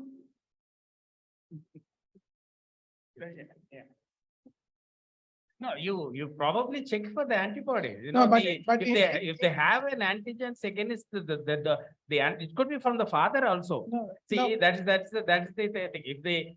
See, usually 50% of the HLA comes to the. sir, from but the mother. case madam presented, actually it was negative. All the results were negative, but It still. will be negative if there is But- a, only memory cells are there. Yeah, that's nothing what, else. she No, said, I'm not talking about antigen, I'm talking about the antibody, the antibody, I'm talking about the antigen, HLA antigen. yeah, that is what, sir, because. There is a match, there is a 50%. Yeah, there is a 50% match, but what the case madam were presented, all the cross match was negative, everything. But still, there is because half the antigens anyway is from the mother. So she says there can be memory cells and there is a possibility it can get rejection. You're exposing again the same So- antigen. so- That is why theoretic- it is called mismatch, unacceptable mismatch antigens. So it is bound to have, or if you are getting from in-laws, donors. Correct. It is bound to have if the wife is the first and then Yeah. if her parents are giving, yes, you are exposing it to the same antigens which is failed in the first transplant. What we felt is like if all are negative also, if even clinically, if it is something high sensitive, you just go with the plasmapheresis and rituximab. Don't go with the gut feeling that and not to do and then No. suffer the rejection. I mean, Your I think opinion, the sir. Yeah. most important take home message is the history. Sure that they would be No, it's not always that you would reject the mother-in-law or the father. I don't have In-law. anything The against reason- mother-in-law. Yeah, sir. no, no, But- no. but- I'm only No, saying that there is a But 50%, see, you have a 50% allele which is gone to the daughter. The mother-in-law obviously will have 50% 50%, which will haplotized be inherited, yes. of that. Yeah. So it may be the other 50% also in the mother, but obviously 50% in the mother. Mother would be from the father. So there is going to be some kind of an overlap on this. Yes. But it would be good to check the HLA typing and then look at whether there are Same antigen. sort of mismatches which are not acceptable. So antigens which are not acceptable. And so I think that is what I would do rather than sort of say that I wouldn't. I think. Many times, Yeah. see. Sir, if immunol- you don't have a Yes. choice of changing Yes, the if you donor, have- yes. then you have to consider that as a high risk or intermediate risk, Ob- which is, ob- and then immunosuppression in the, from the No, beginning and obviously, follow. when you are considering mother-in-law, it's usually a difficult, no, where donors are not there. I don't know about that, sir. Yeah, no, what I would think is that many times you don't have choices. That is a different ball game. But if you can have a choice of another donor, that would be much That more, will be perfect. definitely much better to avoid. See, you said that in all these high-risk sensitized patients, doing transplants is extremely difficult, it's challenging, it's going to be expensive, very, Absolutely. very expensive. Absolutely. So I would any day send it to anyone who wants to do such transplants. Maybe any one of you, I can send you these transplants because I don't want to indulge in these kind of transplants. Memory cells will create huge. ABO incompatible in contrast is much easier transplant, much more successful. The antibody mediated rejection occurs in about 3%. It's unpredictable. I don't know which one is going to get it, but more than 97, 98% of people will do well and accommodation occurs. And once accommodation is occurred, then it's not an immunological problem any longer. Whereas HLA incompatibility is a memory issue and memory cells will keep on coming back again and again. You may desensitize it today, you may But you have to transplant them, but be monitor. ready for a very difficult road ahead. So let's not discuss non-immunological factors and so we will close the discussion. On Dr. Feroz Aziz again to the stage. I request Dr. Hema and Dr. Anusha to come on stage and chair the session. Dr. Feroz, I think just now I asked a couple of minutes ago in the morning because I hadn't met Dr. Feroz before to introduce him. I said, tell me something about him. And Dr. Sanjeev and Dr. Rajiva were only saying he's excellent. And that's all was the introduction I have of him. And I'm yearning to listen to you as much as probably my co-chair and the rest of the audience. So over to you. Thank you so much. Chairpersons, teachers and poets. Physically, it's not, it's a very soft talk. Basically, most of you are trainees here and we might get scattered to different parts, you can count of India. So the thing is that we have to be like abreast with the best for our patients, okay? This is basically, I basically work in a tier 2 city, Calicut, which is a small city, 3 million population, and with the surrounding districts catering to a transplant program. So basically, we had to take a journey with the best interest of our patients in mind, and that's how. So the thing is that it's not like you have to start a lab, but you have to, it's a journey with your patients, and slowly the lab will grow. That's the bottom line. So as a transplant physician, just like we discussed, our aim is to facilitate a transplantation and not to deny one. And you have to aim for long-term survival because, many of the data that we discussed today, if you look, even the CDC era, 75% of the transplants made it 5 to 6 years. So we are living in a country where, dialysis accessibility and affordability is a big question. So if you're denying a transplant, where will our patient go? So we should be really, confident about the backup the patient is going to have on other renal replacement options. So just like we interact with our pathologist, so just like that sort of interaction. And luckily, some sort of this interaction has been started sometime back, even pre-COVID. I remember Dr. Dole Madam from Vellore and Dr. Kerr from Medha, those started this initiation, but the COVID came in between. And luckily, the best thing for the histocompatible community in India is that it has kick-started. And this year, I think it is the 3rd or 4th meeting, and these things are like really moving in the right direction. I think this is where we have our transplant immunology histocompatibility team and a clinician should interact well. And we know, Frank, suppose we get a minimal biopsy report of a minimal change disease or a membranous nephropathy, and if a patient doesn't have enough proteinuria to explain that, it's, you don't just buy that thing, So I think the clinician in you is equally important. And with that, we have to have an open mind and discussion with the histocompatibility lab team.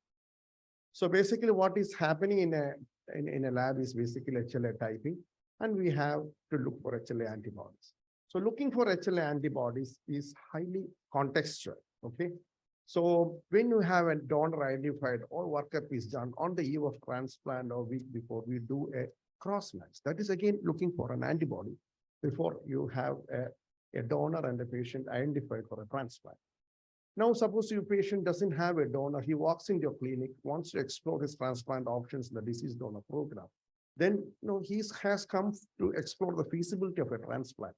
Then we have to either screen or look for a panel reactive antibody. See, what sort of a sensitized guy he is from an immunological standpoint. So again, here you're looking for antibodies, the context is different.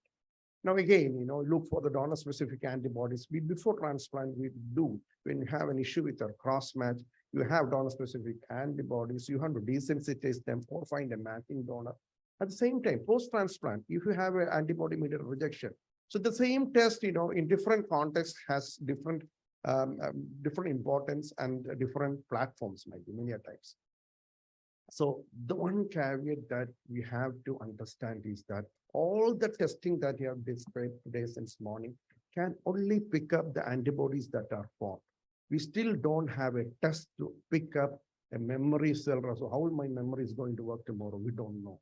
So that is a fundamental caveat. So everything gets sealed at that top. So coming to antibody detection, we have discussed these are the 3 platforms that we have.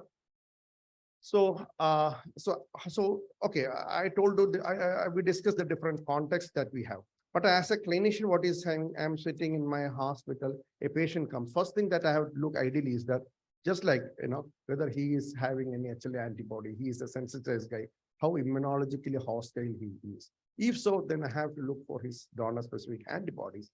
And at the end of it, the final decision is that whether I can go ahead with a transplant. So the final gatekeeper is always going to be a cross match. Okay. So the first thing that you should have in your HLA lab, if at all, is that it's a cross-match facility. So this is a paper that you all should try to read. Came almost 10 years ago. It is a comprehensive consensus guideline on HLA antibody testing. So the two things that you can take home is that a cross-match is fundamental for a renal transplant. Okay, it could be CDC or FLO, it's your call. But this one cell-based cross-match has to be done. The second thing is that the profiling, the profiling should be done on at least two platforms. It could be CDC plus FLO, it could be FLO plus Luminous, it could be CDC plus Luminous. At least two platforms that you have to use. Okay. So phase one, I would say you have to have a cross-match facility. And as we know, because of the economics and everything, I would say let us go with a CDC cross-match facility. It's not costly. You have to spend some money on the inverted phase microscope, many syringes and pipettes, but try to get, piggybacked on your main lab, okay? They might be having a pathology lab or a transfusion medicine lab. So don't invest many space and money on, the freezers and centrifuges and everything, okay? So that is one thing that you can have. So if you have even, I think it will be like around 15 lakhs. So that is that. So the challenges is that it's not the machine or a microscope. The challenge is that to have a person trained to do, to view the cells, live and dead cells under the microscope. And as today morning we discussed, we were discussing, with the 15% and 20%, and Dr. Hando remembers it's 5%, even that, that is very significant. So the thing is that to train, to have, it's very, very, very subjective, Suppose, when Dolly madam looking at it, or Rajashree looking at it, and myself looking at it, we might get varied results, okay? And the thing is that it is not sensitive when you compare to flow or loneliness. Okay, to have a trained personnel to have a CDC is one of the most important steps. So now the question is CDC is good enough? So just like I told you, the 3 steps. First, you should look for whether your patient has got any antibody. Then if it is an antibody, then you have to characterize it, and finally you do a cross match. So now comes, so we should use at least 2 platforms, okay? So the simple thing is that you can screen or do a PRA, basically, okay? So the thing is that there are 2 methods that we can do it. One is the flow PRA screen or using Luminex, okay? So now you have only a CDC in your lab. So you can send out this test, you can send to some other lab who does it for you. And, they just say that, okay, this guy doesn't have any antibody. So if you are going to do 100 transplants, 60% of transplants or more than that is not going to have antibodies, okay? So we usually in India, we deal with living related donor transplants. So you can get away with more than 50% of time. So so that is going to be a majority chunk of the patients who are not sensitized, which you can, just the patient will have to pay 5,000, 6,000 rupees. The screening report comes, you do. And if the patient is clean, the PRA is 0, then CDC is good. So this will be our most common algorithm. You screen, you outsource it, you get a PRA that is 0, then CDC is good enough. You do a CDC cross match, it should be negative, and and all other false positivity, false negativity of CDC, you can troubleshoot. Now, before going to further antibody detection, your basic lab should have a HLA typing facility. So they're just like John discussed today, very exhaustively, you have got 3 generations of testing, 3 steps of testing. So SSP is a simple technique. Again, it will cost you around, you have a gel documentation system like 5 lakhs. Other will be vendor provided. I think with 10 lakhs, 15 lakhs, you should get a SSP facility also. So it gives, for a low resolution typing, it's good enough. And for our solid organ transplant, again, for majority of the patients who are like related donors, if you know your mother is your donor and you're not sensitized, it doesn't make it is a 2-digit or a 4-digit. Okay. So SSP is for a low volume, 5 or 6 transplants, a month or in 3 weeks, it should be good enough. Okay. So SSO and SSP, the real crunch is if you have a lot of volume. Okay. If you have more than 6 HLA typings to be 1 day, then SSO should be the one. And NGS is becoming cheaper. So if you are not in a hurry, if you are not working for a disease donor program or anything, then, this is prospective with the new GST and everything. NGS is bound to become cheaper. The kits are bound to become cheaper. So, if your TAT is not a problem, then you can send it to NGS. You can outsource your HLA typing. So otherwise, I would say SSP would be our first typing. And now the question comes, is HLA typing important? Okay. Now that's why I'm saying, as a clinician, my aim or my duty is to facilitate transplant for my patient. My 25-year-old patient has come with his 45-year-old mother. Okay. So the thing is that ideally, because of our legal issues, we need it. Okay. Other from a decision-making perspective, it is not that important that I should run in the middle of the night for a HLA typing. So unless he has a donor-specific antibody or issues with a cross-match, or he has got multiple donors, just like, I have 3 sisters. There are situations, though rarely it comes up. All the 3 siblings want to donate. Then, with an SSP itself, you can find that whether it is HLA identical or a zero mismatched or full mismatch. So, in those circumstances, SSP is good enough. So basically, a low resolution SSP typing is good enough to have a sustainable transplant program to start with, unless and until you are dealing with high-risk transplant, paired kidney transplant, sensitized patients. So this is, so with a 30 lakh of rupees, roughly, you can have a decent lab, provided that the hospital gives you space and you share with a transfusion medicine department or a pathology department. So this is your phase 1. Your screen would be outsourced. You have a cross match that would be CDC, HLA typing would be SSP. And if you want to do anything fancy, please outsource this and collaborate with the lab. Now coming to phase 2, I would say that you have to invest in a flow cytometry. Okay. So the thing is that it is the most sensitive cross-match tool, I would say. And even otherwise, even you are having a CDC setup, you should identify a cross-match. If you are in any remotest part of India also, you should identify a lab where you have to have a flow cross-match as a send out test, or you have to collaborate. So that day one you should have a flow backup somewhere. Might be in your hospital, but somewhere flow has to be done, because flow is pretty much the standard of care right now. So you cannot compromise on not having a flow. I have only CDC and we're only doing the CDC. So flow should be there, but in-house, your CDC is good enough. And because flow is what is going to decide the transplantability. Okay. Suppose I get a patient comes for a second transplant. First time he has, there's a previous case, Dr. Rajeshri discussed, a mother-in-law came, wife gave the kidney, second mother-in-law came. At least I want to, within 24 hours, if I want to know that if at all mother-in-law can be taken, it is a flow cross-match. Okay. So the thing is that suppose the importance of flow comes when you're dealing with sensitized patients. You screen the patient, again, you send it out, the screen comes as positive, then you have to look for donor-specific antibody. So fortunately, unfortunately, if the patient is having class 1, class 2 positive, SAB is going to cost you 35 to 37,000 rupees. HLA typing is going to cost you like 50,000 rupees before you tell your patient, gentleman, that you are going to be transplanted or not. Just simply do a flow cross match. Okay.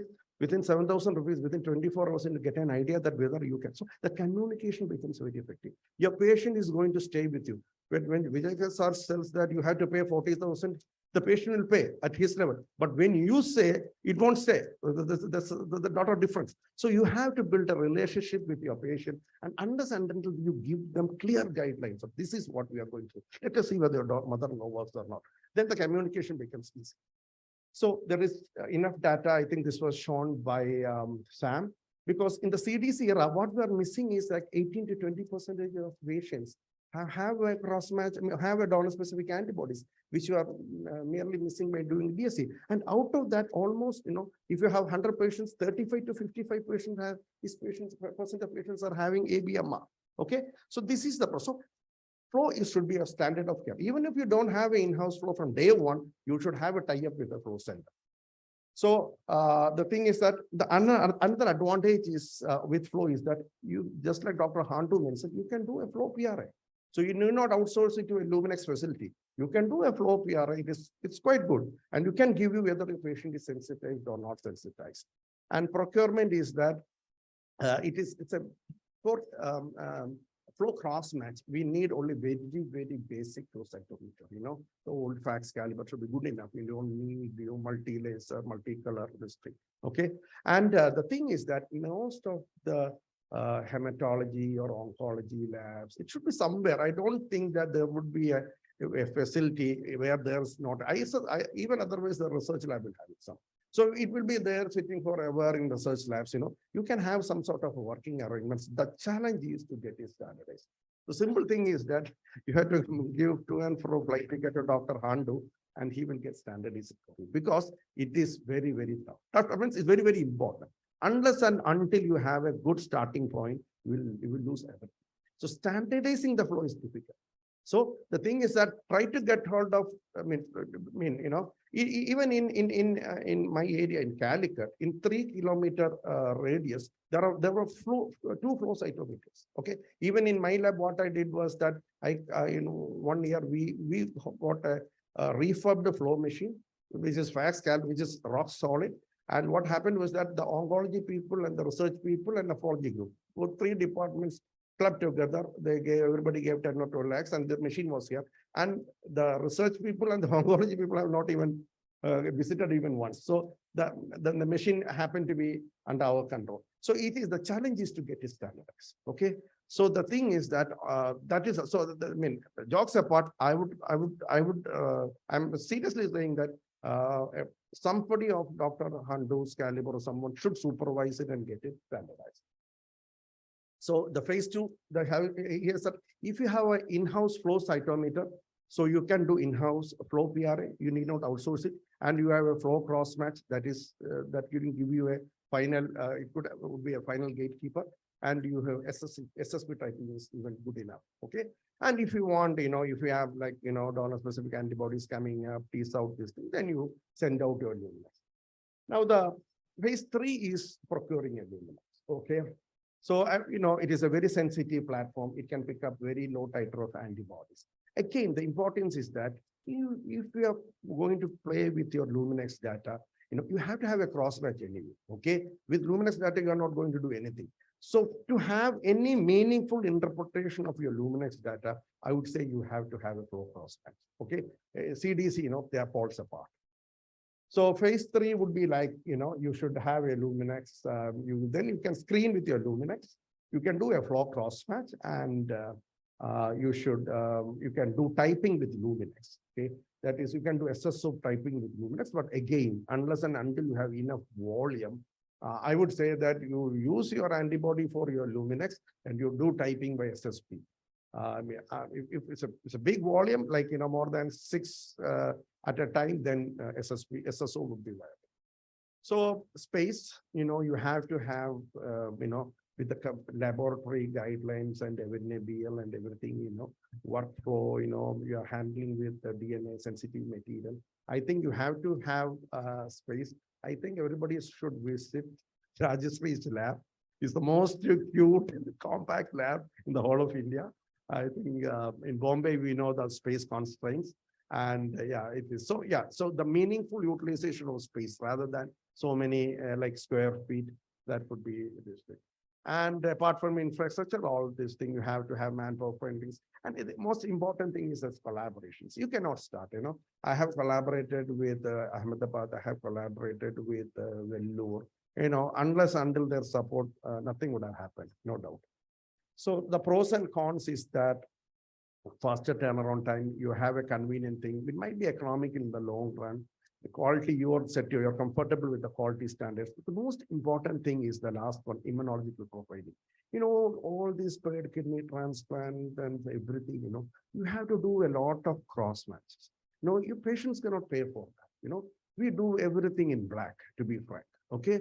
These surrogate cross matches. Suppose I have a A2 antibody, my donor is having A2, there's some flow. I should identify another donor with A2, try to repeat it, see whether the same thing is reciprocated there. Unless and until actually my job is that you have given me a serum. It's a very difficult situation. You have identified a patient, you have done the hard job, and you have a donor, but you are stuck with a cross match. My problem is a lab's intervention should be to facilitate that transfer. Okay, so best thing is that suppose you have everything done under one lab. You can collaborate with your lab so that instead of sending HLA to one lab and a SAP to another lab, and that won't work, you know. Somebody has to, daily be dedicated and work on it. So your lab might be small, you might have only CDC, but you should have a center with flow and Illuminix. Okay, so everything at least gets under these two umbrella. Okay, so in that way, I think we should work. So immunological profiling, so it's a lot of work that you have to do unofficially, you know. That is an advantage that if you have a lab of your own. Suppose even if you send it across to some other lab, you won't have that liberty. Man, cons, high upfront cost, everything, space, color. So it has go through the whole gamut of things. And one thing that few initial steps for any transplant program they can start doing is that you can store the patient's serum. You need not run it. Storing, the only issue with storing is that for few months you can store the serum in -20. Then you have to go to -80. All hospitals are, very angry about having this -80s blocking their corridors. So I think, so try to store. Sometime you can, run this test, some other way. So try to store serum. That is, something very simple that you can do from day one. You have to have a transplant registry and a biopsy and rejection data, because many of these things, you have the serum and these data. These are things that you can do from day one. So we have to generate and populate a lot of data. Unless and until, all these tests won't have, much of a sense at some point of time.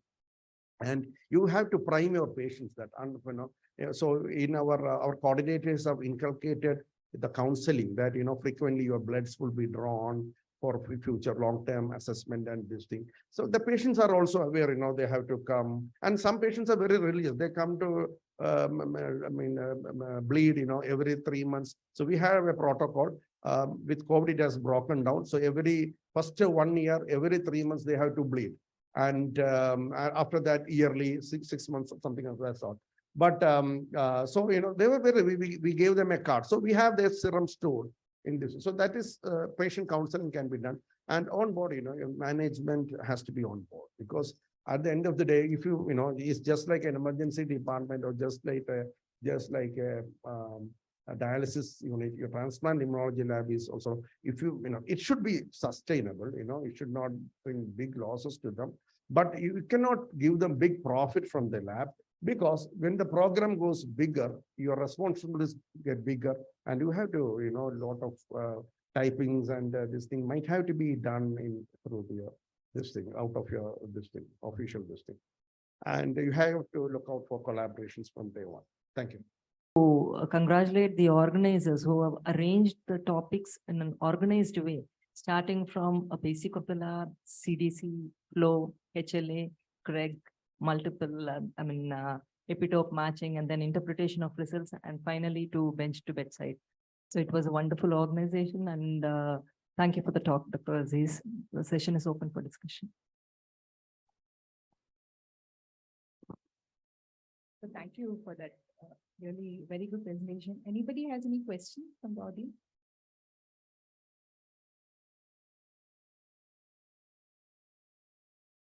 Like, even for a non-lab person currently like me, it was a very, very nice talk. I think we'll close the session. I request Dr. Feroz to honor both our chairpersons. Sorry, ma'am, just one question. Go. Sorry, yes, sir.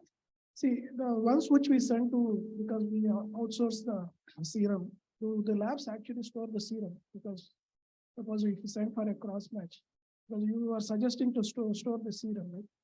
So normally the labs we suppose we send to lab vaccine, do they actually store the serum? I don't think so, because they have restrictions in storing serum for a long time. Okay, so you have to have it.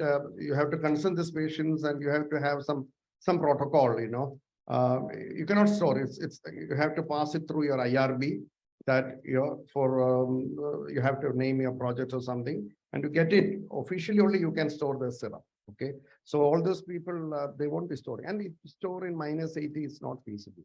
Even in a small hospital like ours, we find it very difficult. So Feroz, can I just add to that? Yeah, as far as the storing of serum is concerned, as per the requirements of the accrediting body, you will follow that part of it, but that's just a week for the serum samples. But for DNA, it's stored for 5 years. The mandatory requirement. Okay, for the HLA lab. Yes. Oh, thank you. Dr. Sam Aruldas, Dr. John Yanaraj, Dr. Edwin Fernando, and Dr. Srijit. Please come on the dais. We have total of 6 cases to be discussed today. The relevant points will be discussed and put to the panels. I also ask the presenters to be ready one by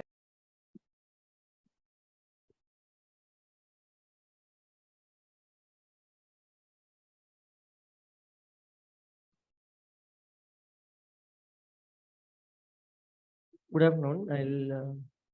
I'll be presenting a case of, from Apollo Hospitals, Chennai. This who presented to our hospital for transplant work. Short history in 2005, born by LSCS, birth weight of 3.2 kg, had a congenital anorectal anomaly with neurogenic bladder. Pelvic colostomy done at second day of life. Subsequent year, a pull-through surgery was done and left nephrectomy done because of a non-functional left kidney and recurrent UTIs in the next year itself. In 2018, she had a ileal neovaginal creation and anastomosis to endocervical mucosa with right rudimentary uterine horn excision. And there was, at that time, her creatinine was 2.2 and EGFR was 22. 3rd February in 2020, she underwent augmentation ileocystoplasty. Subsequently, within a week, she developed gangrenous bowel with emergency laparotomy and a resection of the gangrenous bowel and followed by ileostomy. So in 2021, she stabilized somehow with the functional stroma. She was on CIC for urine with the 18 French feeding tube, 4 to 5 times a day.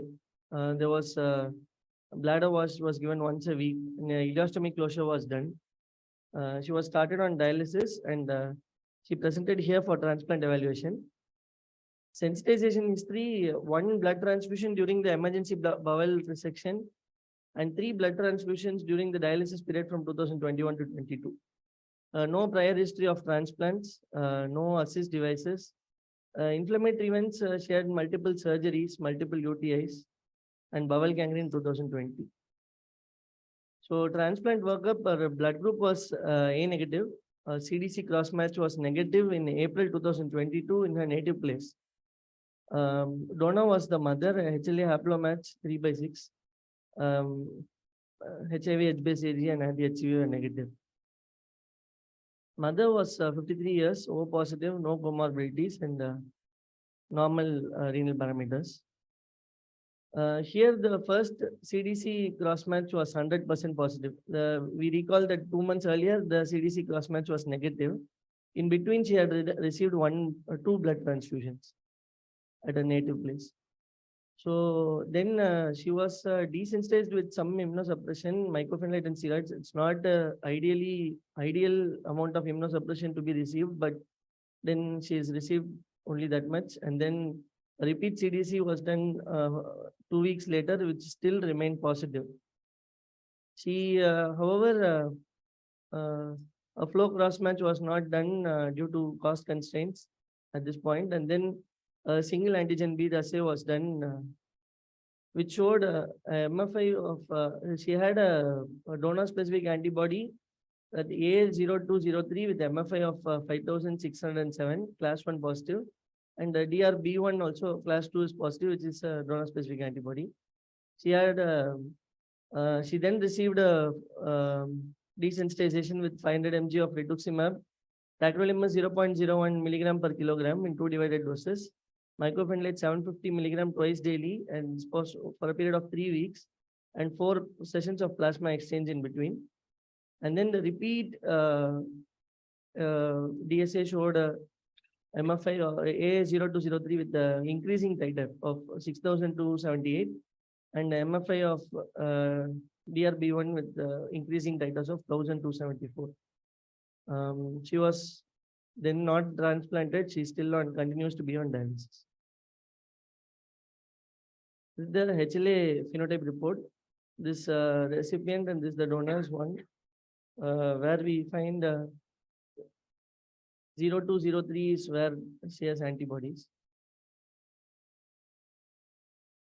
Sorry, the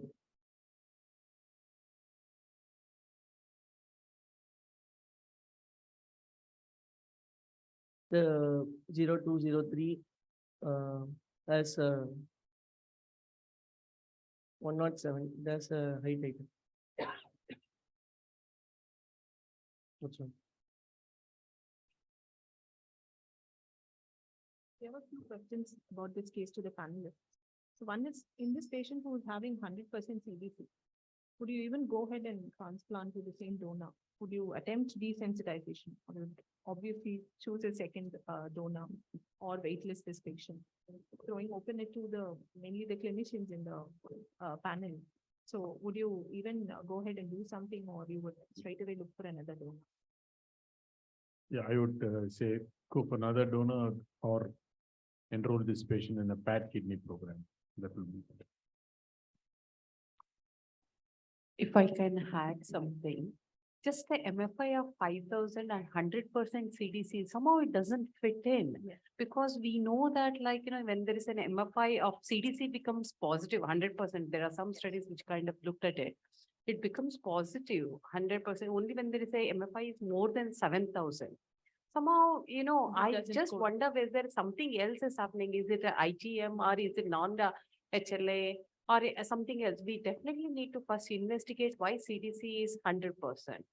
And considering again, repeat CDC within 14 days, the IgG half-life, if I remember correctly, it's 20 days, and probably it will stay much more than that. With the MMF and something, I think steroid, it's not going to go away. It is a too lesser period for anything, drastically changing to look for. So how long do we wait for in this patient if at all we are repeating the CDC, like you say? How long does it take for things to change? What the donor and the recipient HLA typing, can you go back on that? And the antibody was for 02. 0203, yeah. The recipient also had the same HLA. No. So which that? Okay. No, No? recipient did not have it. Okay. Is a different one? Okay. I thought it was the same. Okay. A2 and we are 15. Okay. Donor. Okay. So donor switch. No, I was so thinking of that. No, I would agree that I would not take this patient.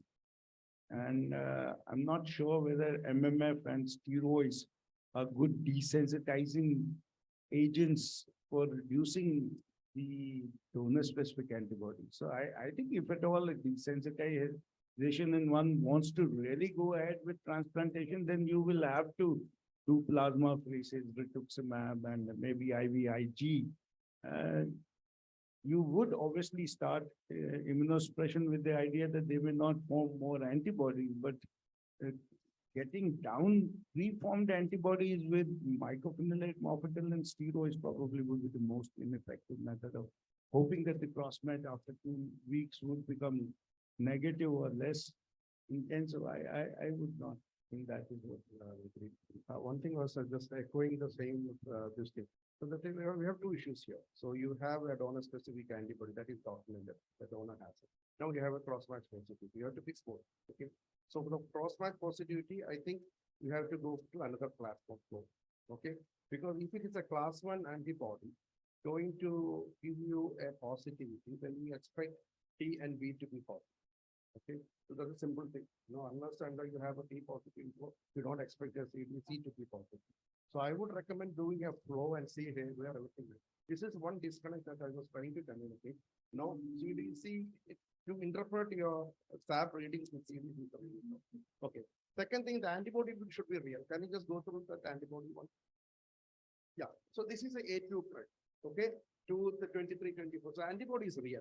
Okay. It fits into a thread. So you have to go for another donor irrespective of the, you have a DSA, you have some cross-match issue. Anyway, then naturally she would not be an ideal donor because antibody is real for sure. So I would suggest to do a flow and see where it lies. And if it's real CDC positivity, then we expect flow to be also TNB positive. And second question is just like any standard thing that did we rule out ortho or DTP, all those stuff that any CDC positive? We should false positive.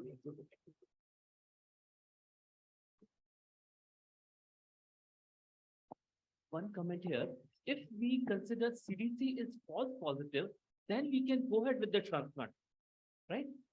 Because MFI value is donor with antibody is not very high, am I right? But Ankit, my problem is that it is spitting in the X-ray. And if there is some noise in flow, then I would just.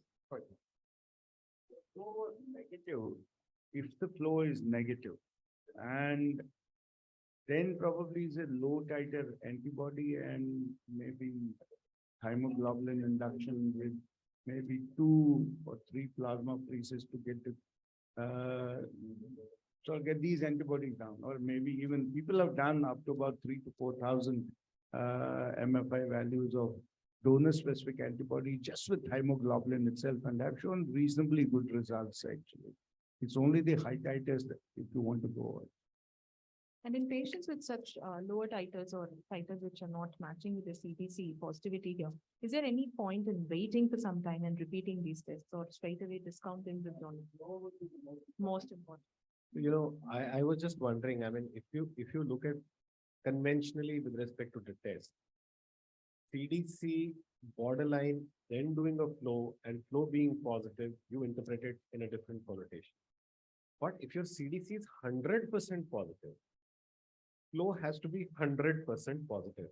It will be a shocker for me that CDC was a positive thing and flow was negative. And if my flow was negative by a neat assay, I would definitely want to do a dilutional assay. This case, if it is really what it is, and this has obviously been shown on the SAB, I understand the MFIs would have been much higher, which I understand and what Dr. Rajeshwari just said.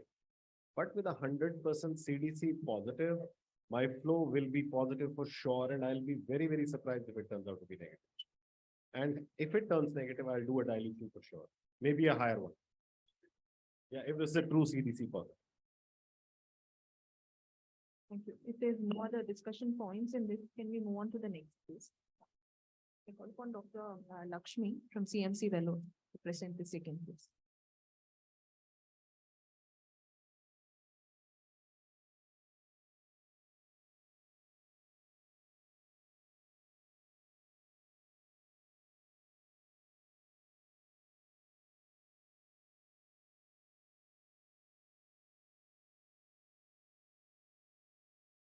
Good afternoon, everyone.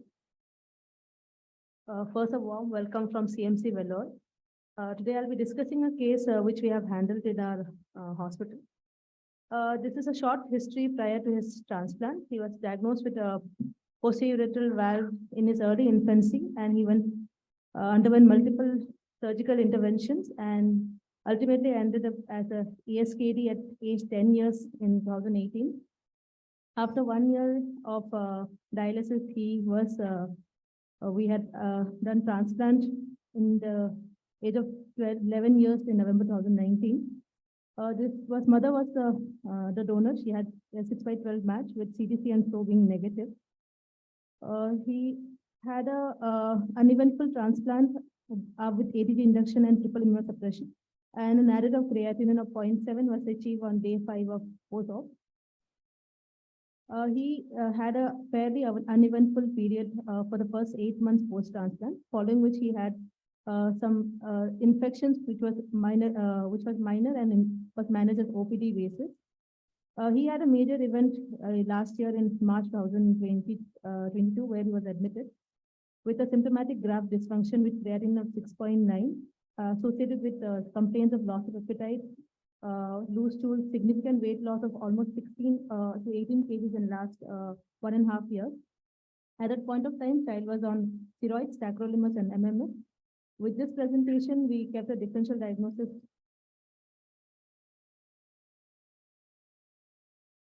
of acute rejection, viral infection or reactivation, and MMS-associated gastroenteritis was considered. He underwent the basic investigations and other second line, which shows E. coli urosepsis. H. pylori was found on gastroesophageal biopsy, and that tissue also showed EVV and CNV positivity.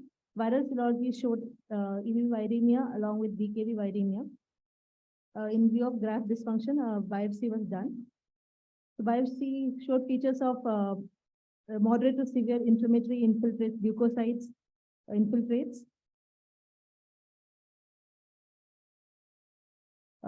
With a BAP score of I2, TI2, and T2, and this was diagnosed with an acute cellular rejection. And with IFC, we luckily had CD4, C4D, and SV40 was negative. So with this diagnosis of acute cellular rejection, we went ahead with associated viremia. We managed the child with pulse steroids. We increased the dose of tacrolimus and had decreased the dose of MMF in view of the co-infections. Along with this immunosuppression, we also have given IVIG and added antiviral with vanganciclovir and leflunomide. After 10 days of this medications, we have repeated the biopsy, which showed improvement in the histopathological finding with decrease in the infiltrates as well as tubulitis was also reduced. Here the BAP score was T1, TI1 and I1. And here again, C4D and SV40 was again negative. This child, following the second biopsy, had stabilized, and so we had discharged the child. So this overall shows that over the period of another next 3 to 6 months, the viral serology had become negative gradually. And meanwhile, at the time, we had strict monitoring of the renal function and modulation of the immunosuppression time to time. After 3 months of the first biopsy, we have done another biopsy where we found good improvement. It showed no features of any tubulitis or peritubular capillaritis. And BAP score was I0, TI0, and T0 with no features of rejection. Here also we had C14 negative.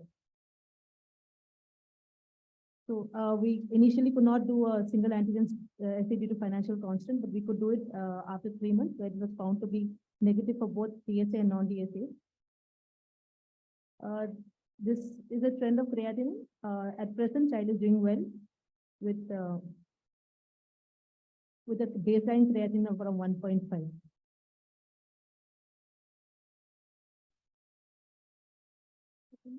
One of the things that we wanted to discuss is there is plenty of viral infections which the child has traversed and come.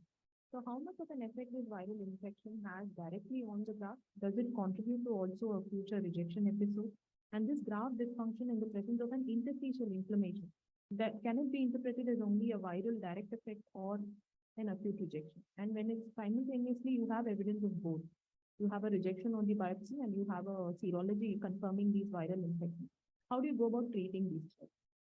So I'd like Dr. Kher to take up this question.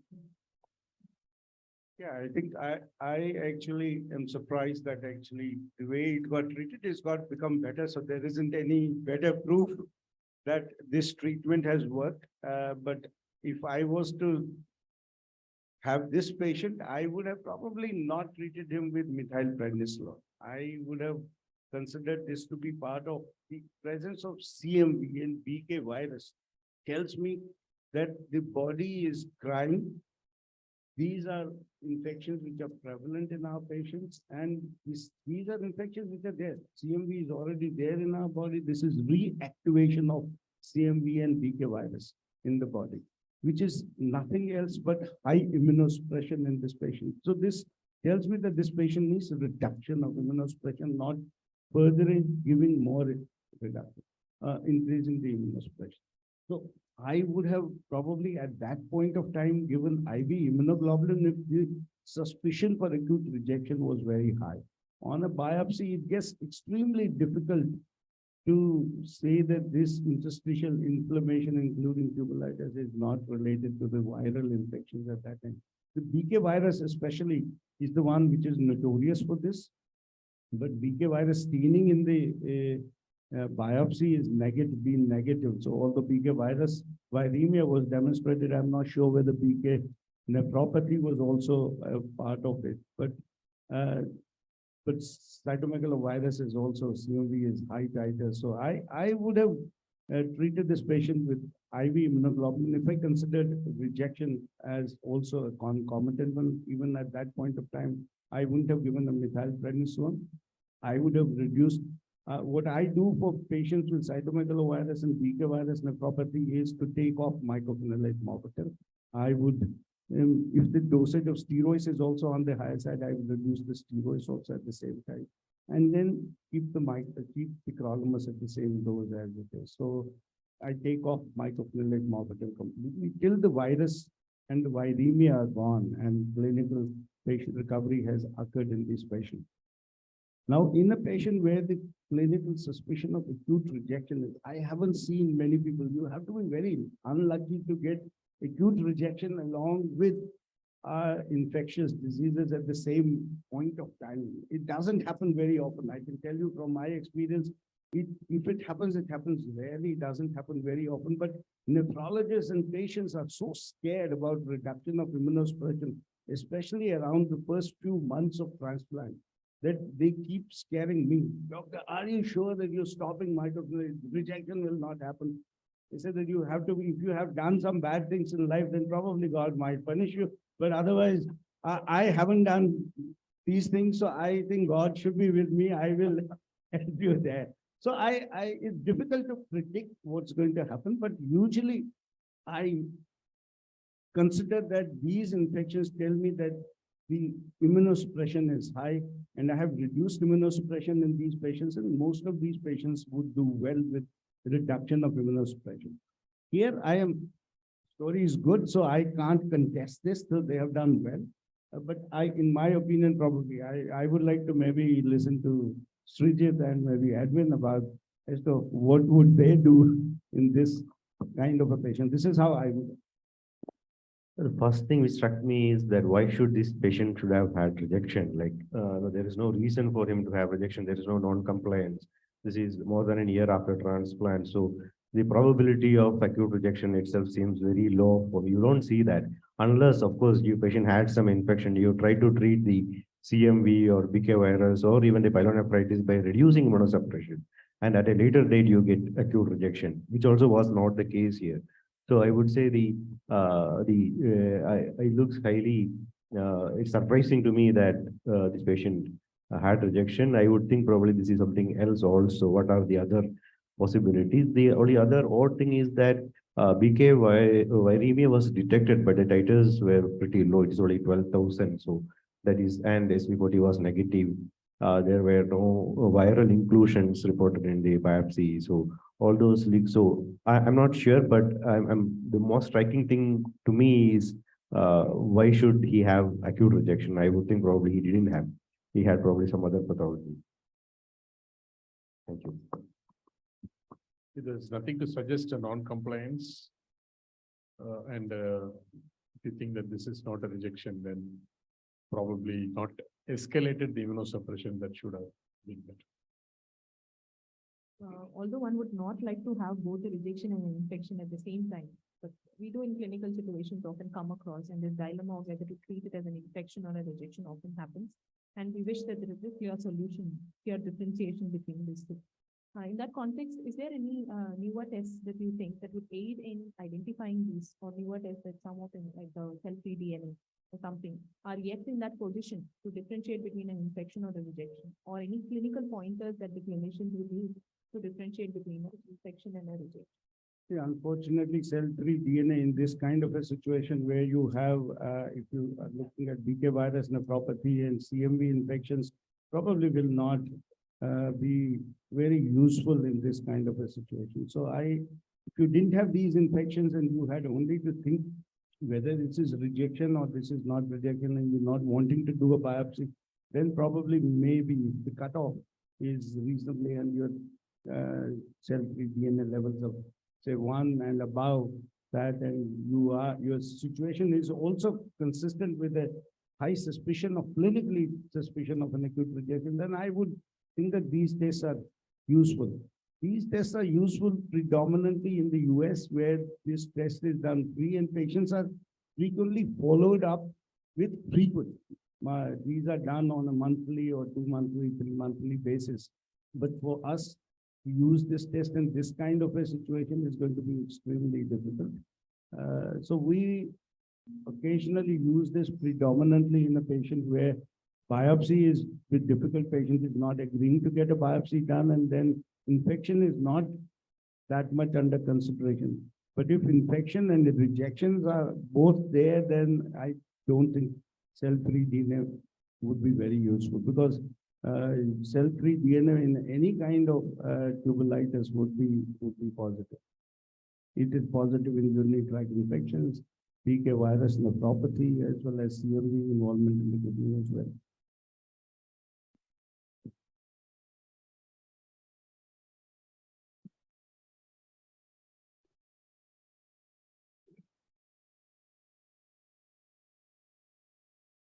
So we do have come across such a case scenarios where the patient has some infection, CMV and PK virus and creatinine is like mildly increased. And we do have a lot of interstitial inflammation is there and borderline tubulitis. So we don't know whether there is underlying rejection, but we know there is infection. So as I said, we reduce we stop MMF and we give IVIG.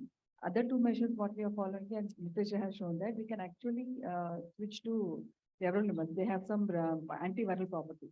And we can reduce tacrolimus to cyclosporin. Both cyclosporin and everolimus, they have some antiviral property, and it has worked actually.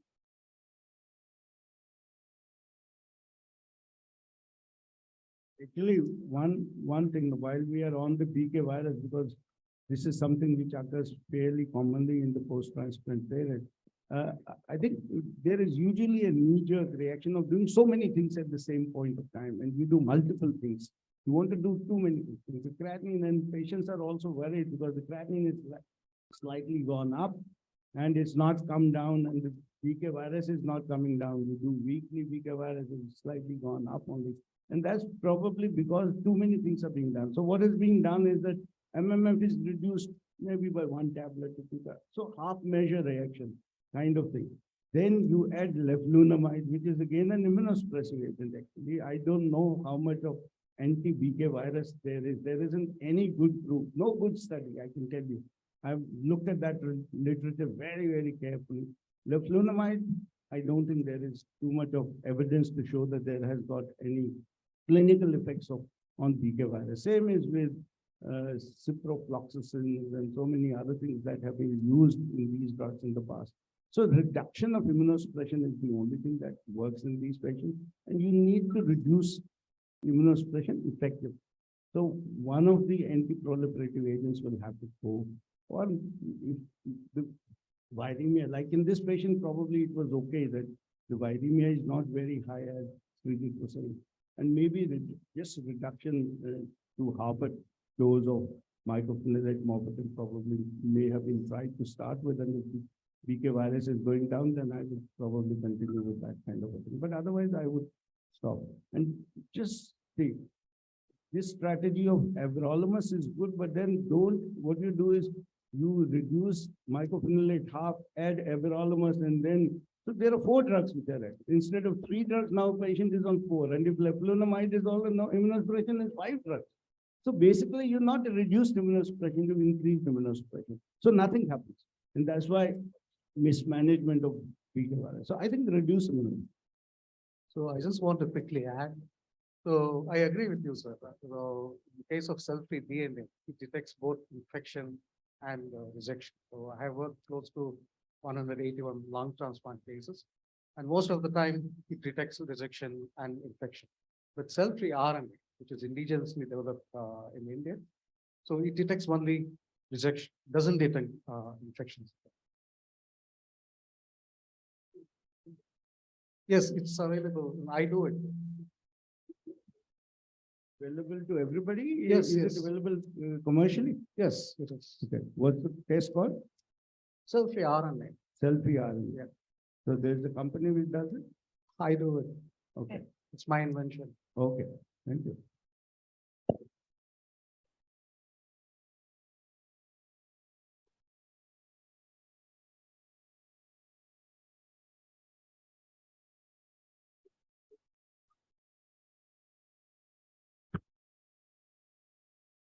Higher tests or anything, you give some time. What is that? Means creatinine may rise 1 or 2 days, and that I'm sure you will know that if you treat, in this case, as sir told, you give IVIG, and if you want, or just treat CME and then just wait 2 days. But if it's not responding, then it adds to your clinical thing, it's, there is an added rejection because most of the time the knee jerk is the one which makes you confusion. Like create rises, you do one pulse, you reduce, and then you send a tag, but already you immunosuppressed. The same thing happened, I feel. Since, what I wanted to say is, you can give some time. There is nothing to hurry and do both the things together. Coming to another point of discussion, not pertaining exactly to this case. So we discussed about HLA and non-HLA antibodies contributing to a graft dysfunction, either currently or at a later stage. Do you think any non-DSA antibodies that we sometimes pick up in a single antigen bead vaccine, do they have any correlation at all, or should we even consider them at all in the evidence of rejection? So you have a rejection, you do a SAB, and you pick up some non-DSA antibodies. Do they even play a role, or should we even consider this? Dr. Handu, would you like to take this? So they are non-donor specific upfront any which way. Whatever literature so far we have seen, and even our own experience, we do not see them going up in terms of MFI. So for all practical purposes, it has no meaning. You know, following those DSAs, non-DSAs up, eventually it has no meaning. And at the same time, when we look at the DSA part of it, you know, we are all trying to look at it from MFI standpoint, right? But these MFIs actually are not really the antibody titers. So in fact, even in this case, when you were showing us, you know, the antibody MFI has gone up from say 6,000 to 7,000, it has absolutely no meaning.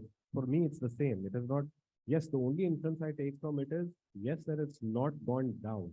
It's remained the same. Variability of 1,000 between the two in two assays, but makes no difference. So having said that, two of these things needs to be kept in mind. One, a DSA, a non-DSA follow-up has absolutely no meaning. And second, when we are following up MFIs, unless there is a significant log change, there is no meaning of it. You know, just 300 and then it becomes 500 doesn't mean anything, you know. But then if it was like 1,000 and now it's become 2,000, yes, it has a meaning. So that kind of a concept needs to be kept in mind. And there is still a lot of debate on that as to how it works. So if you're talking about the anti-HLA antibodies, which are not donor specific, now does it mean anything to the clinician? Now, I think there is literature suggesting that if you have patients, obviously those who have donor specific antibodies do extremely poorly. But those who have anti-HLA antibodies in comparison to those who do not have any antibodies, on a long-term basis, do worse. Now, all that anti-HLA antibodies tells you is probably a sensitized patient, that this is a patient who is going to react abnormally to any sensitizing event. So it identifies a patient who probably has a higher sensitivity index or something. I don't know whether that is true or not. I just want to know from you. But in the literature, when you read the literature, the long-term outcome of patients who have anti-HLA antibodies, but in comparison to those who have no anti-HLA antibody, do worse. They do it poorly. Yeah, they do. Yes, but I don't know what it means. Yes, what should we do? The only thing I do probably is to not reduce immunosuppression in this kind of patients on a follow-up basis. I don't obviously do anything active other than reducing immunosuppression, but I would probably keep their immunosuppression TAC level maybe on the higher side and not reduce mycophenolate morphotin peaks. So I'd like to add one more point. The non-DSAs, with the impact of non-DSAs on a hematopoietic stem cell point of view, for a donor, for a patient who's having a multiple donor, and if we give an antibody profile with a non-DSA, it will be a DSA for some other donor. I think the patient's antibody profile will be, ideally, it will be an impact for the clinician to actually identify a donor. Say a patient with a corresponding donor who have a high antibody strength, who's being rejected and is going to be selected with some other donor. We have the non-DSA profile of antibodies, which has been added along with the test, along with the donor-specific antibody. So the selection of donor can be based on the allele or the antibody specificity, which we have given as a non-DSA. So the family of alleles or the donor mismatches, which is present in the current donor who they are going to select as a new donor, can actually add on to the non-DSA information is what. This information is important for further selection of donors, Donors. actually. No, that information is important. The question is, what should a clinician do if he has a patient who is transplanted with anti-HLA antibodies? So that was it. Thank you, sir. The next case will be presented by Dr. Veena, my colleague. This is one of our own cases, so we thought it would be the best forum to kind of put it up. Over to Veena.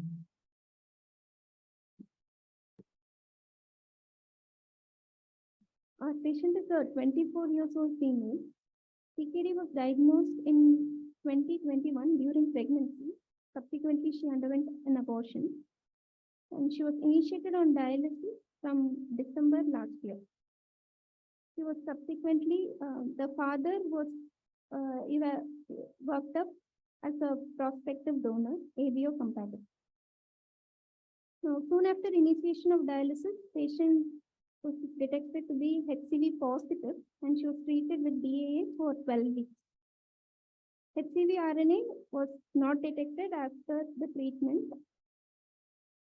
And patient also had complaints of recurrent fever, for which a PET CT was done, which showed minimally hypermetabolic right cervical and paratracheal lymph nodes, very granulomatous, and she was started on ATP. The immunological workup was done in December last year. CDC cross-match was negative. HLA typing of the patient and the donor is there. So it's a haplomatch. A single antigen bead assay was done, and subsequently a virtual cross-match was done with the HLA typing of the donor, and she was found to have DSA. The donor specific antibody was DQB10302 with an MFI of 1987. She subsequently underwent desensitization with IVIBG with 3 doses in the month of April. So she was planned for transplant in the month of May, but a repeat CDC cross-match prior to transplant was weakly positive. So a CDC cross-match was done a week later. This time the report was T-cell cross-match was negative, but the B-cell cross-match was positive and auto cross-match was negative. Flow cytometry cross-match was negative. Thank you, Dr. Veena. Actually, just to add to that, the plan was to do 1 or 2 sessions of plasmapheresis because the MFI was around 1900 to 2000 and go ahead with the transplant. Actually, we had planned it last week. And then when we got this report, we just stopped and 2 weeks back. And within a week, actually, the CDC was more strongly positive than what it was, a week prior. So in this setting, what is the significance of the CDC positivity with a negative flow cytometry cross-match with a DSA? Can Dr. Handu take this question? Was the flow done with dilution or not? Though I understand that your MFI for DQ antibody was not that great, just about 2000 odd or so. But flow cross-match, was it done with dilution or not? So that we don't get that sort of result. We just get So my FXPM feel is, negative. see, I am not surprised in this case. We're talking about DQ antibody. And we know DQ antibodies are resistant to whatever form of therapy you do. So therefore, I'm not surprised that when you got a subsequent done, you got a much higher reaction than what you got previously. And I would consider CDC positivity sacrosanct. I would not want to ignore that. My feel here is that flow probably has not picked it up.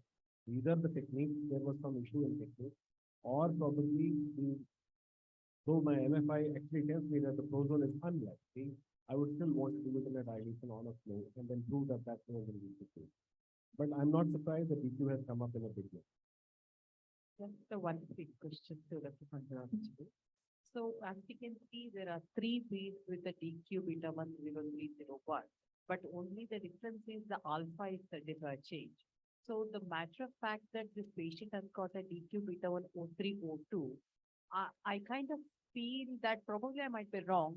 The MFI is not really representative of the titer at all, because wherever the DQ beta 1 O3 O2 is there, the antibody is binding there. However, the patient specific may be something different, depends on what DQ alpha 1 the patient has got.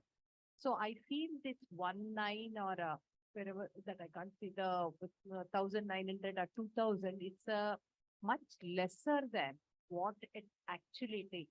Probably the dilution in flow probably should be able to answer us. That is actually a very next question as to what it meant to have these three DQ 0302 and which MFI we should actually interpret in this result.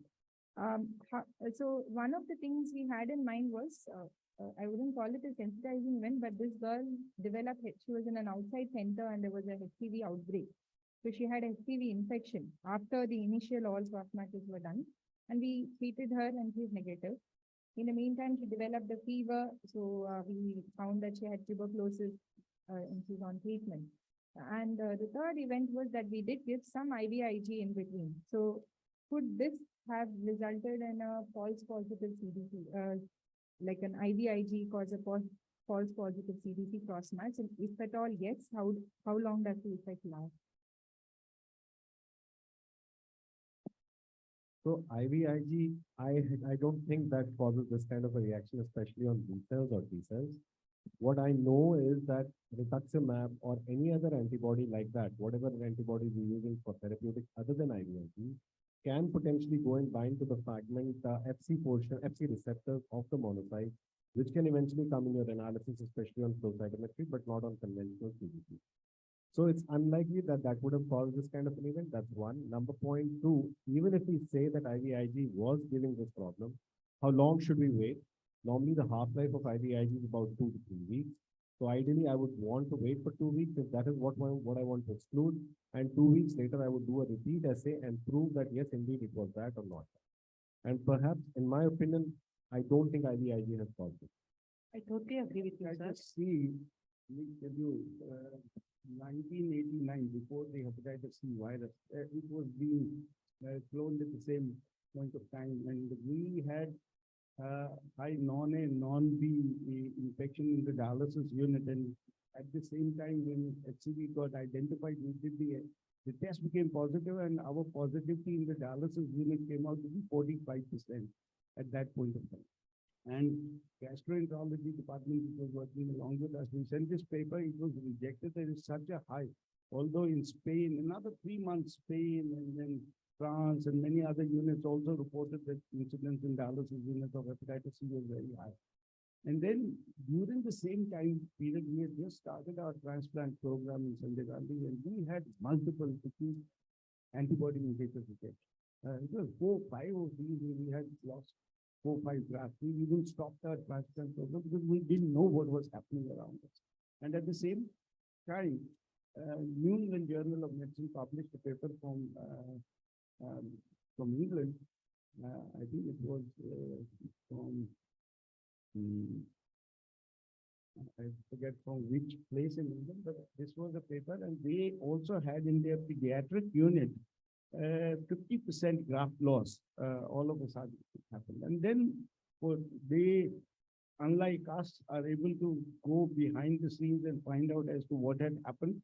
Actually, so there was a Pakistani nurse who had come into the dialysis unit who was hepatitis C positive. And we later on found that the hepatitis C infection in their transplant children was much higher. So she had infected these children with hepatitis C infection. And they found that the usual cross matches, this produces a cross-reacting anti-endothelial kind of an antibody. And these tests are not able to pick up this. So they did a skin macrophage cross-match testing, which their immunology lab suggested to them that this would be helpful. And they were able to pick up these cross matches. And then they later identified that this was an anti-endothelial antibody, which was cross-reacting. The anti-HCV antibody was cross-reacting as an anti-endothelial antibody. And this is how their vascular rejections had happened at that point of time. So hepatitis C, since you're saying that this is Now, whether, but that wouldn't produce, that may produce now whether these antibodies which are there, the two antibodies, whether these are not that significant and that there could be an anti-endothelial which would produce a cross-match positivity. CDC cross-match and flow being negative could be because of that kind of a thing. In non-HLA antibody, whether that produces it. But why specifically B cell and B cell? Is there, would it be more B cell cross-match positivity? This is the kind of a non-HLA antibody testing. Would it be more of non-HLA antibody? Yeah. If I got a surplus, I will see what let's grab from there. So a couple of, I think Rajiva needs help, right? Did you say something, right? Yeah. Okay. Can I just go back to the first in the class one? Class one, that Emma Faita. So I was looking at this pattern. This is a BW6 pattern, a correct pattern. So the point is that suppose you're just going by MF5s, you have a cutoff like 1,000, you will say everything is negative. So this is a BW6 pattern, which is struck my business. So this is when you interpret, don't go by just by the MF5s. That pattern is very important. So you're sure that there is no donor specific antibody. I mean, what is the donor HLA like? B.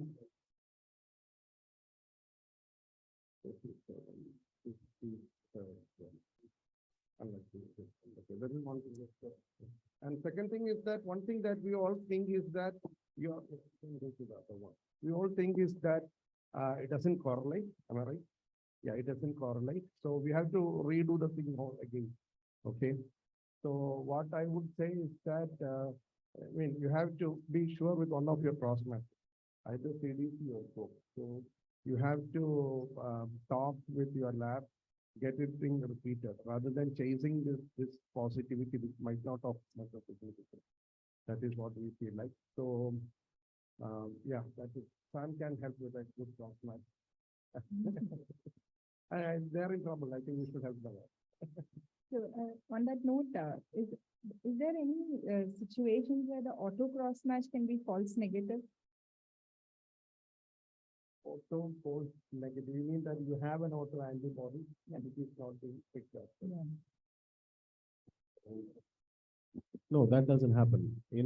Again, while I agree that, if you have a very low titer of an auto antibody and then you're trying to put up an auto cross match and it may not react and then may not give you the value. I mean, theoretically, yes, but the reality in true practice, we have not seen that happening, whether it's CDC or flow.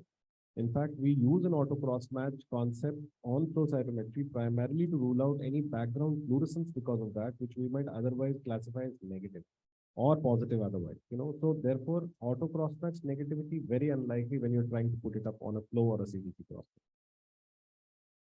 I'll put this last question to the clinicians here.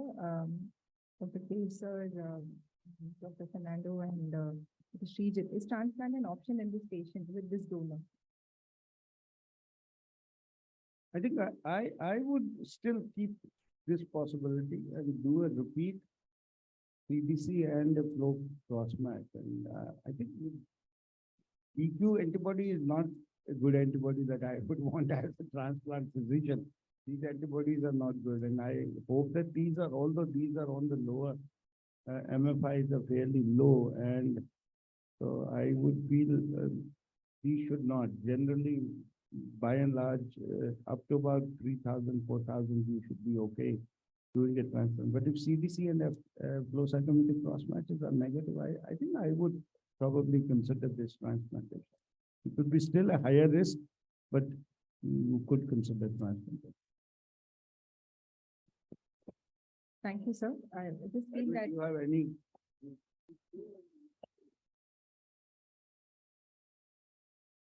So, thank you, sir. Actually, what we feel is the last couple of years, after doing all these tests, it's a little, initially we would have just done CDC, we would have gone ahead, initially. Now that we have all the tests, now it's a little more confusing on what to do.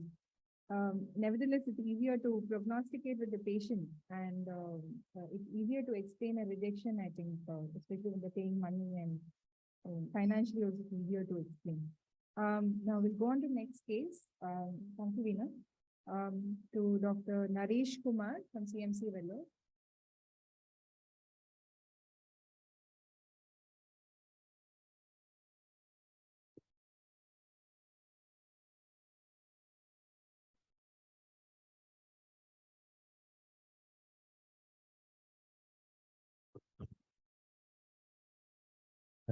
Good evening to all the respected faculties and panelists present here. So I'm Dr. Naresh from Pediatric Nephro, CMC Vellore. So today we are here to discuss about a patient with ABMR recently managed in our unit.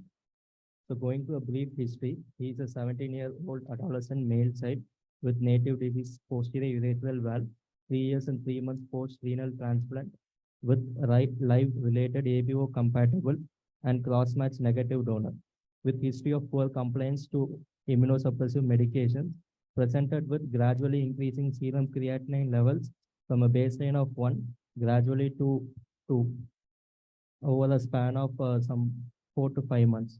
So as per protocol, initial virologies were done, which was negative. And in view of this asymptomatic graft dysfunction, graft biopsy was planned. So going to the brief immunological workup pre-transplant, we have done the CDC and flow cytometry cross-match with the donor and the recipient. So CDC auto cross-match was weakly positive, which on treatment disappeared, and donor recipient cross-match was negative. And flow cytometry cross-match was for B and T cell was negative. So donor and recipient was matched for 6 out of 12 assignments at high resolution. And a single antigen bead assay pre-transplant, class 1 and class 2 both donor specific and non-DSAs were negative. So graft biopsy was done for gradually increasing serum creatinine, and it was suggestive of antibody-mediated rejection with C4D staining along the peritubular capillaries, and peritubular capillaritis was also noted, and BAM score of G1 and PTC1 and IFTA of 1. And so biopsy showing the features of peritubular capillaritis and C4D staining was present in this patient as well. 75% of lungs have C4D staining. So single antigen bead assay was done in this patient, and it was found class 1 was positive with percentage PRA of 7. Donor specific antibodies absent and non-DSAs were present. And class 2 again positive. Here donor specific antibodies were present and non-donor specific antibodies were also present. And class 2 percentage PRA was 21. So this child was treated with 3 IV methylprednisolone pulses, 10 mg per kg per dose, followed by 10 plasma exchange sessions along with intravenous immunoglobulin 2 gram per kg, which was given in divided doses. And his immunosuppressants were optimized to attain the adequate drug levels. So post-treatment, that is day 13 from the last session of flex, second biopsy was done. And second biopsy, there was no features of glomerulitis, and peritubular capillaritis, which was profuse in the previous one, has come down. However, C4D staining, which was 75% in the previous biopsy, has come down to 15 to 20% in the biopsy post-treatment. So repeat DSAs was done for this patient post-treatment, and here both class 1 donor-specific antibodies and non-DSAs were absent, and class 2 DSA was absent and non-DSA it was present, and class 2 was weak positive. So, however, the creatine came down from, it went up to 2, and after the treatment, it has come down to 1.19. Still, we are not satisfied with this reduction in creatine. Baseline was, however, 0.8 to 1. So we had planned for rituximab 500 mg once monthly, 3 doses were given. Repeat creatinine after the last dose of rituximab, however, still 1.57. And again, third graft biopsy was done post rituximab. There were no features of ABMR, and there was focal peritubular capillaritis. and mild tubulointerstitial scarring 10 to 15% were present. So his creat of 1.57 we attributed to this 10 to 15% of IFTA, and his serum creat at discharge was 1.23.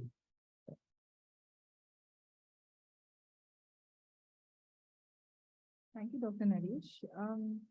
When Dr. Naresh sent in his PPT, and Dr. Sukanya and I were reading through it, one of the things we thought was post-treatment after 10 sessions of PLEX and IVIG and all the other baseline immunosuppression, the repeat biopsy was actually not too bad.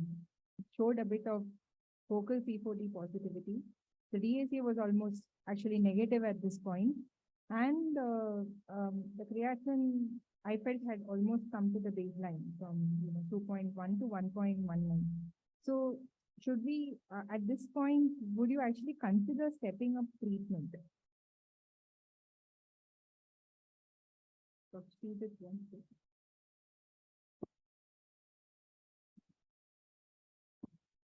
I would say not stepping up, but optimizing. Stepping up, I think if you look at antibody mediated rejection, we can look at response, say, function wise, there was improvement. And I think there's a figure mentioned of around within 10% of the baseline. If it comes, then we considered good response. And histology is the other way where we can assess. And the third one, practically speaking, is DSA. So if you look at these three things, the patient seems to have shown significant response. And this was, I think, a few weeks after the treatment. I would consider that for practical purposes, a reasonable response, and probably will not further hike up immunosuppression. I would make sure the tag dose is adequate and the microphenolate dose sufficient dose is there. Beyond that, I personally probably would not give anything more, and reinforce on compliance part so that this doesn't happen again in future. Is there anything as an adequate ABMR treatment? And if so, when do we stop treatment? Dr. Edwin? Yes, mentioned that the reduction in creatinine, the percentage reduction in creatinine is good. And here it has been documented that the repeat biopsy looks fairly good. I think that is good enough. And the further immunosuppression is not required. Make sure we optimize the dose of tacro, microphenolate, and steroids.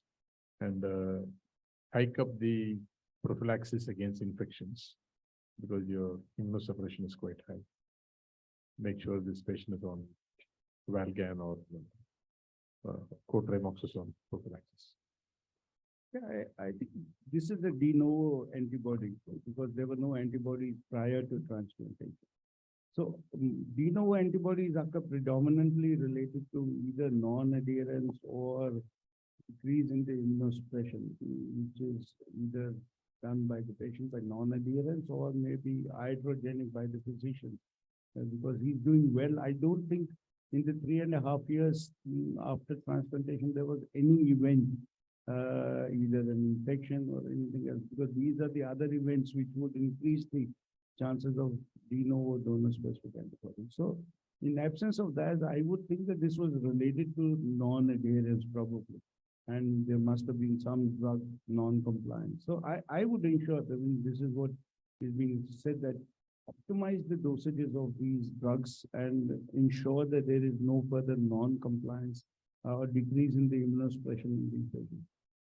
Whether you should give like rituximab, how frequently you should give it, how long should you give it, when would you stop? I think this is difficult. They have had a good response. There is no doubt that this was a pleasing kind of a thing to see that histologically as well as functionally, the patient is done quite well and is improved. And I think it's been picked up early. There are no chronic antibody-mediated changes. It's an acute antibody-mediated rejection, and that has been picked up early. And before the antibodies go too long or prolonged, then they will produce chronic antibody-mediated rejection. Then it doesn't recover or doesn't respond to treatment.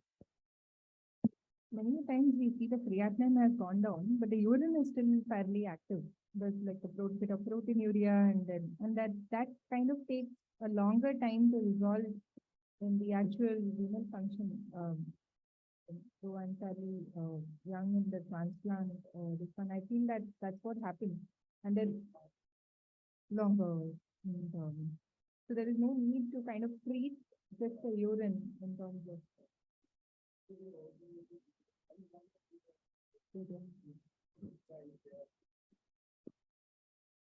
Some glomerular injury might have been there, and if you look at maybe biomarkers, they may remain elevated. So, but I think they are not clinically useful for us to use at this point of time. Is there any surveillance protocols that? Can I make a comment, meanwhile? Sure. Just that the Carician stuff from Mayo Clinic and others, they published a review on ABMR management in transplantation. I think 2021 guidelines, how to manage ABMR. And they defined ABMR as early. Early means less than 1 month of transplant. And late, anything after 1. And late, they said that always there's an underlying, by the time you detect the rejection, it has already, this underlying process been going on for some time. So memory cells are already formed. So the treatment is always going to end up in loss. So what you're going to do by treatment is by treating the acute tubular injury. That's going to improve. There'll be some improvement in creatinine. But in the long term, this graft is not going to do well. So the only thing you're going to do is to optimize immunosuppression in people. They do not advise even plasmapheresis and all that. But I think probably doing plasmapheresis is not a big problem for this sort of thing. You can always do it and you can see some response. But in general, because the immunology is like that, it's not going to improve. And I don't think that the long term output will be good.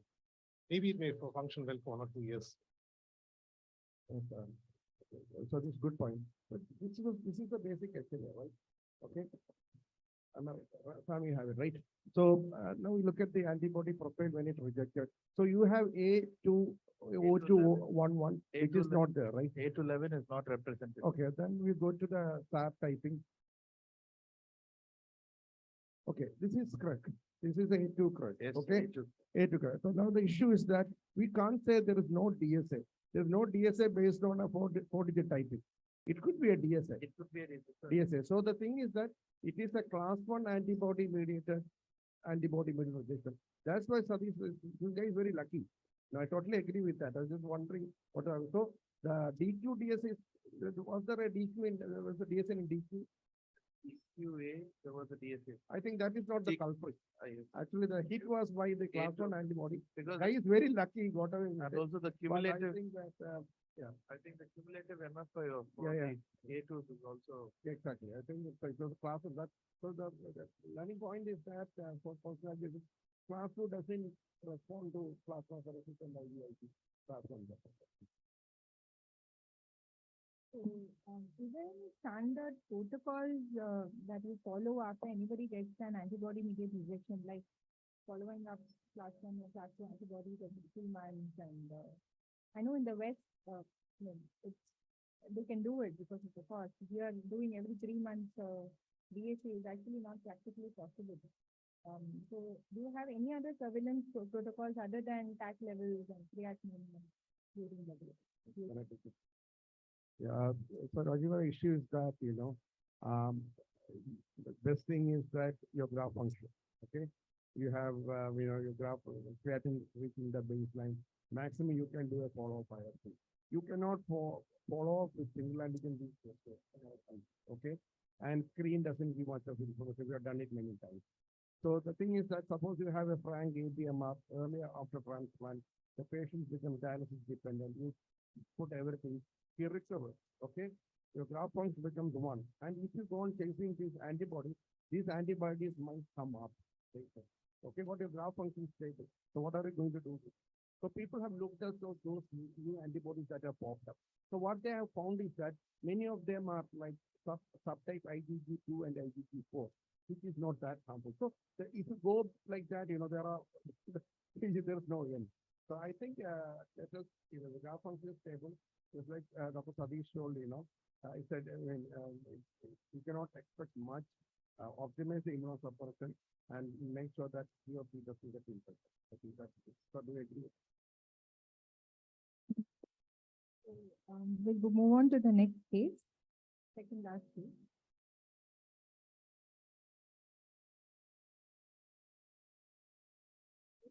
Ron is playing from Key Park Medical College to come to the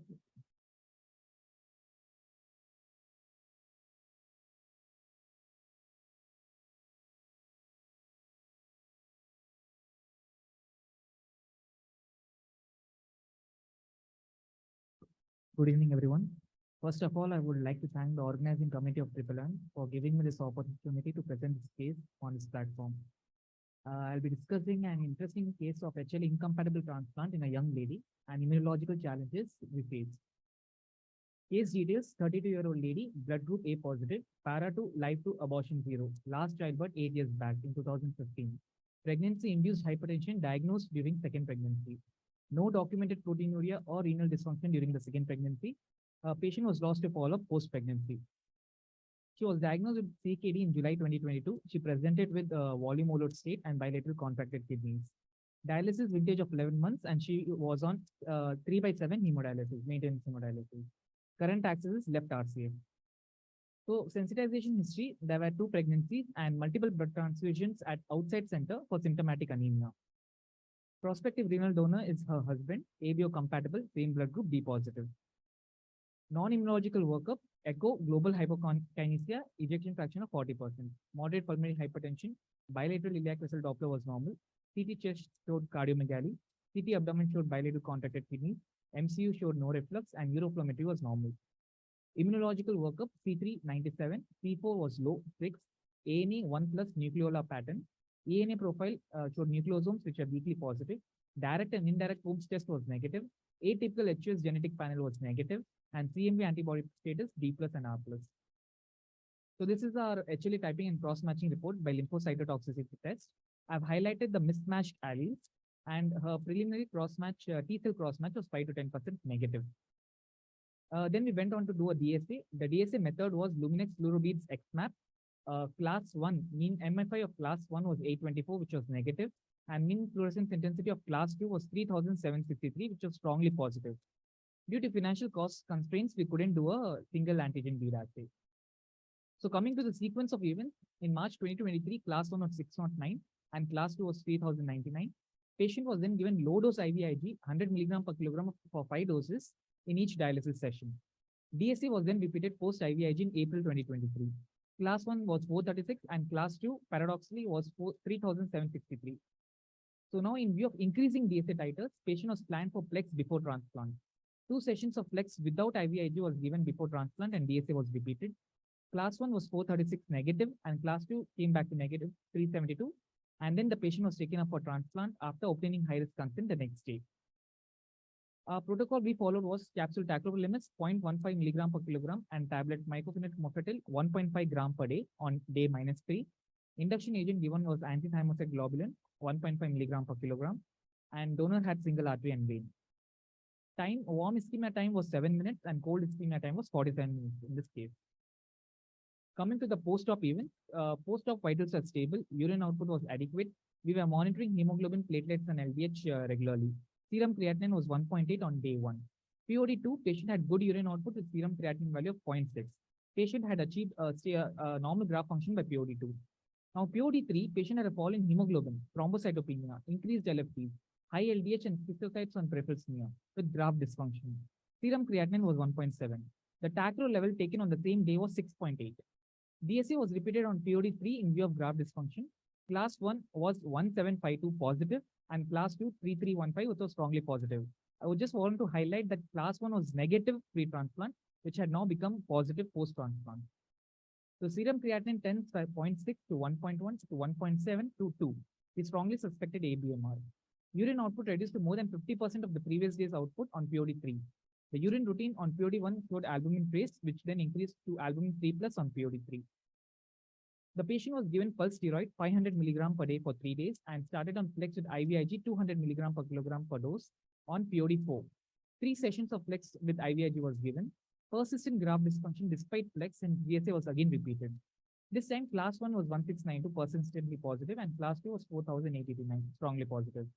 In view of persistently high DSA titer, 2 more sessions of flex was given, and after 5 sessions of flex with low dose IVIG, patient was given injection rituximab 250 milligram on POD10. Post rituximab and 5 sessions of flex, DSA was repeated again. Class 1 was 540 negative and class 2 689, both were negative. Patient attained normal graft function with good urine output by POD15. Serum creatinine came back to 0.8 normal, and on POD21, the patient was discharged with a discharge creatinine of 0.8. We repeated a DSA 1 day before discharge, and that was -2. So the points to point out in this case was importance of DSA in the pre-transplant workup, the method of DSA estimation, the role of IVIG alone in desensitization, role of flex with IVIG in desensitization, role of rituximab in desensitization, the history of blood transfusion and its impact on HLA sensitization pre and post-transplant, regular monitoring of DSA post-transplant, and role of protocol biopsy. So this case made us reflect and pond this important point. And because of this case, we made a little changes to our protocol, which will be later. So this was the changes we made to our protocol. Day -21, injection rituximab 200 milligram. Day -14, alternate day flex with IVIG 100 milligram per kilogram. We repeat DSA after 3 sessions of flex, extend flex based on titers, and targeted titers of class 1 should be less than 500 and class 2 should be less than 1000. On day -1, capsule tacrolimus 0.1 milligram per kilogram per day and tablet MMF 500 milligram per 500 PDs should be started. -1, ensure target titers has been achieved. On day 0, induction with anti-thymocyte globulin 1.5 milligram per kilogram. On POD1, check DSA titer. If it's within normal limits, monitor urine output and serum creatinine. Repeat DSA before discharge. If it's rising and if the urine creatinine and serum creatinine and normal urine output, we need close monitoring. If there's a fall in urine output by more than 50% of the previous day intake and increase serum creatinine 25% from the baseline, we do an allograft biopsy. In this case, we couldn't perform an allograft biopsy because of anemia and thrombocytopenia, which the patient had. DSA monitoring after discharge, first month once a week, 1 to 3 months once a month, and 3 months to 1 year every 3 months. Thank you. Dr. Roman. One predominant question that all of us had with this case is the type of DSA monitoring, because it was a XMAP beat. So would that be adequate to say negative? When it's negative, is it truly negative? And is it adequate for us to take the patient to transplant? The Luminex cross. On the Luminex cross match, it was class 1 negative initially, and class 2 was positive. So ideally, we need to do a Luminex single bead antigen assay to rule out any donor specific antibody because it was after desensitization, it has raised and then it has again rebound back. So I think a Luminex single antigen assay would have given a clear cut picture. And what is the flow on it? Flow is negative.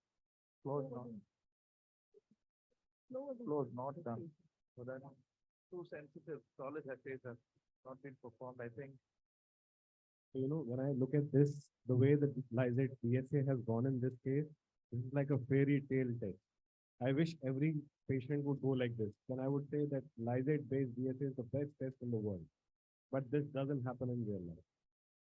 So the only thing is that if you look at this particular case, well, it followed the entire kinetics which we expected to follow. And even if we would have done a SAB, the only difference would have been probably we would have identified a specific, antigen, or may not, if it was not represented there. So if I look at this case, everything went off hunky-dory, but this is not real life. This is like one anecdotal thing which happens, and real life lysate-based assays have their own challenge. Just wondering, the third day, the clinical features almost looks like a TTP, cystocytes, LDH high, thrombocytopenia. So was it thought from that angle? Yeah, it was not ABMR induced TTP, ABMR induced, yes. Could be. And knowing that the patient had multiple pregnancy and long follow-up, we don't know whether she was sensitized to the paternal antigens. And then when she was transplanted with the husband, I gave the kidney, probably might have developed, she might have developed the antibody against the husband. And then, the Luminex cross-match came on, and then you kind of identified antibody mediated rejection. So again, history and knowing the past and the antibody was really the same. I think I don't want to get into the controversy of lysate cross-match versus flow and all, but the point is that you have to have an antibody information to diagnose rejection. So one thing that we have to be very clear is that we need the clinical response to your treatment is what is your treatment, your strategy, not the antibody profile. That you on a test that is not that much validated. just like Dr. Hando told, this is just like a, this is not a real life scenario. Okay, so I think you diagnose, you have a actual antibody mediated rejection. Now your decision is driven by your clinical this thing, you do paralysis, IUG, stop, see how it responds. If it doesn't respond to a follow biopsy. And it's not your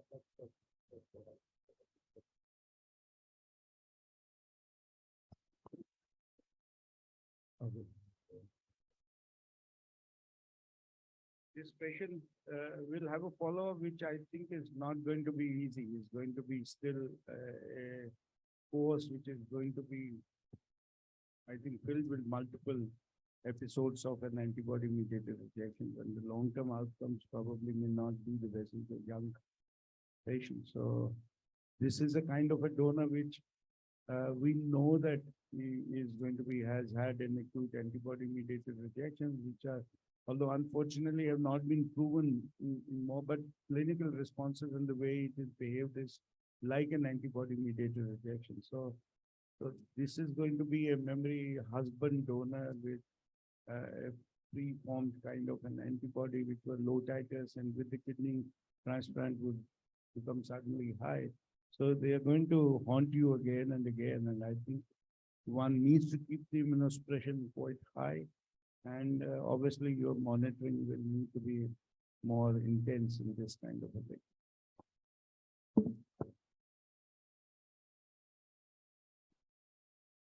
Hello? No, husband and wife have lost. Okay.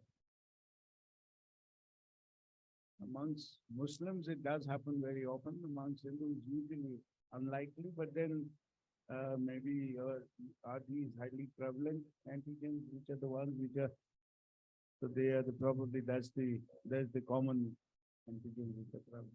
But without high resolution HLA typing, I think we won't be able to say whether it's a haplotype. I just have a question actually. So initially, we actually were doing that lightweight cross match. After which bit of reading, we realized it's not exactly the type of cross match which should be done. But I still did not understand, like it is on a Luminous platform. What exactly do you do in this thing?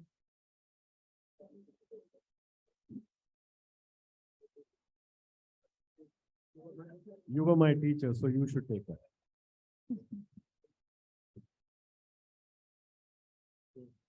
Actually, the donor cells, which is extract from the peripheral blood mononuclear cells, are actually lysed with a detergent solution to make it an HLA solubilized antigen, which is then incubated with class 1 and class 2 beads. And then washing is done to remove all the unbound antigens. Then the serum patient recipient sera is added. If it's complementary, it goes and binds with the class 1 and class 2 beads. And then you add a fluorochro material like phycoerythrin, which adds intensity to the color and measures, and it actually quantifies using the Luminex analyzer. So it has various control beads for lymphocyte control reagent as well as for conjugate beads, and with all within threshold values. And then it'll tell you whether it's class 1 or class 2 is positive based on the antibody strength.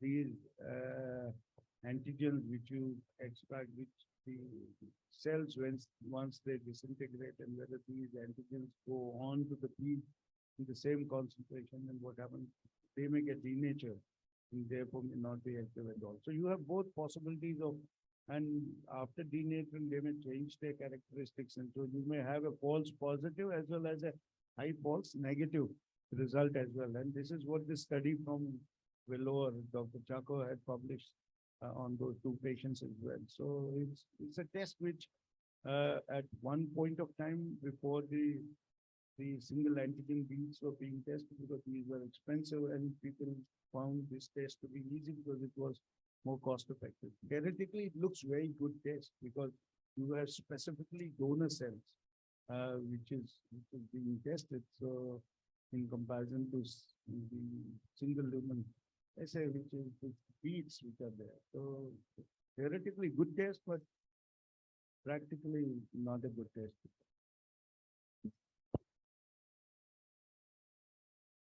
The next question is more of a practical clinical question. In the absence of a biopsy, because this patient, they were unable to do a biopsy because of a TMA like a picture. So what would be the differential diagnosis and how do one go about? There are a lot of postgraduates in the audience. So the TMA post-transplant, how do you go about finding out the cause in the absence of a biopsy? Dr. Shruti, Dr.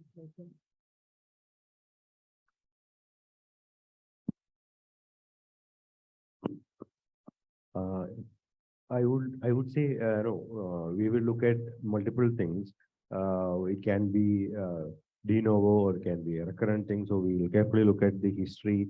We have burned our fingers in a couple of cases where there were no obvious reasons, but when we found TMA in the graft and graft loss was there, then we went back and actually found that there was something, it might have been a TMA in the basic disease, even though there were biopsy, but it was not very convincing. So it can be a recurrent TMA, which may not have been recognized earlier, and it could be a de novo. And de novo can be due to a lot of things, including antibody-mediated rejection, or it may be triggered by infections. So if you ask me, we will look at carefully at all these things possibilities. It may be a CNI related, can be mTOR related, it could be antibody-mediated rejection. So I would say it will require evaluation for most of these things. But I would say practically what we do is when we are suspecting TMA, I think in every single case we need to look for the complement abnormalities in them. Even when we think it is CNI related or it is infection related, it could very well be a trigger which has unmasked an underlying complement abnormality which was not detected earlier. So if we are convinced about the TMA part, what we do is we go ahead and treat with plasma exchange, but draw a sample before doing that and send it for complement studies, and systematically look for common causes for de novo identifiable causes like infection, CNI, and other things, as well as possibility of a previously unrecognized TMA in the native kidney. Not to forget the CNI induced TMA. So that could be something simple where you could need to just stop the drug or temporarily switch over to another CNI. And then you people have even reintroduced the drug back, or different things people have done. That's quite a simple thing, but of course, one has to rule out all other causes before we do that. And TMA doesn't require a biopsy. It's more of thrombocytopenia, elevation LDH, and then cystocytes. That is enough to make a diagnosis. You don't require a biopsy. Thank you. We just have a very small case at the end, and in the interest of time, we'll take just a couple of questions on that case. I called Dr. Vishnu Shankar to come and present the case from Haveri Hospital.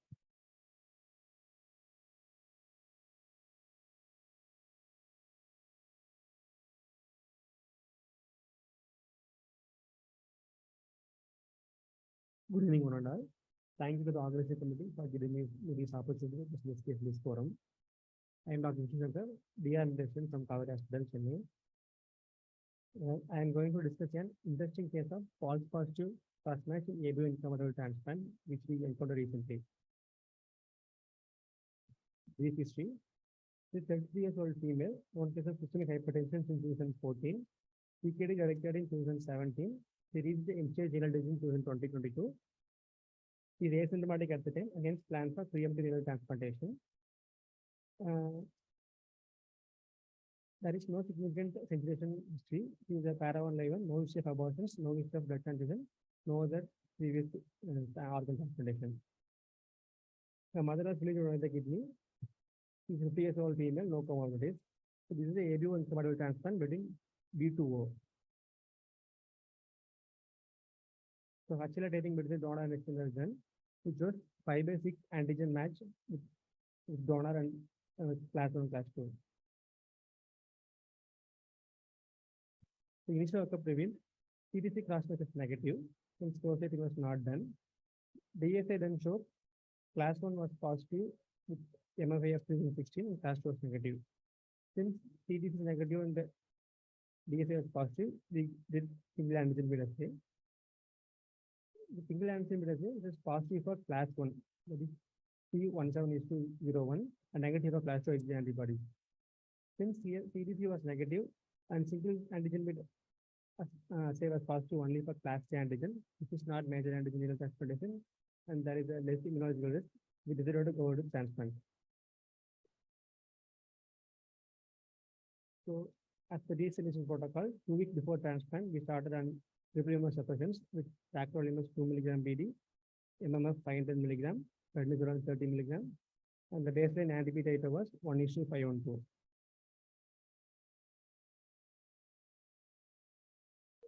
So there are 2 doses of rituximab with 1 week gap was given. As you see, the titers was coming down initially as per protocol. But initially at 1:26, was coming till third plasma exchange, it was coming down as per protocol to 1:64. After that, there is a rebound in titer.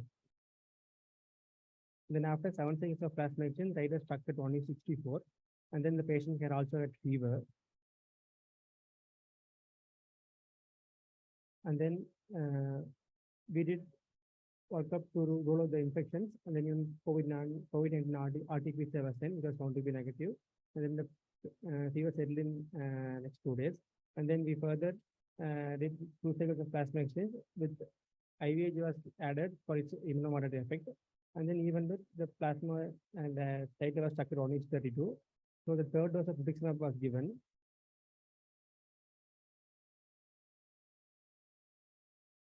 Since the titer was stuck at 1:32 with 9 cycles of plasma exchange, the family was worried about further immunosuppression. We have an option of immunoadjuvant column, so they agreed to it.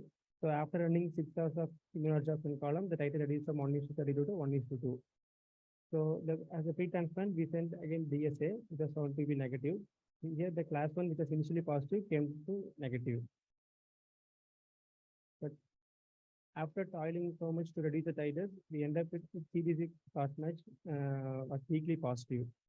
So we did flow cytometry T and B flow cytometry, which was T cell cross-match weakly positive 25%, and B cell was strongly positive 90%. So whether after toiling so much to reduce the titers, we ended up having a positive cross-match. So since the rituximab was given just 1 day before the CDC cross-match taking, we thought it would be due to rituximab. So chronic stated B cell cross-match, which was found to be negative. Then DTTC cross-match also negative. So we proceeded to transplant.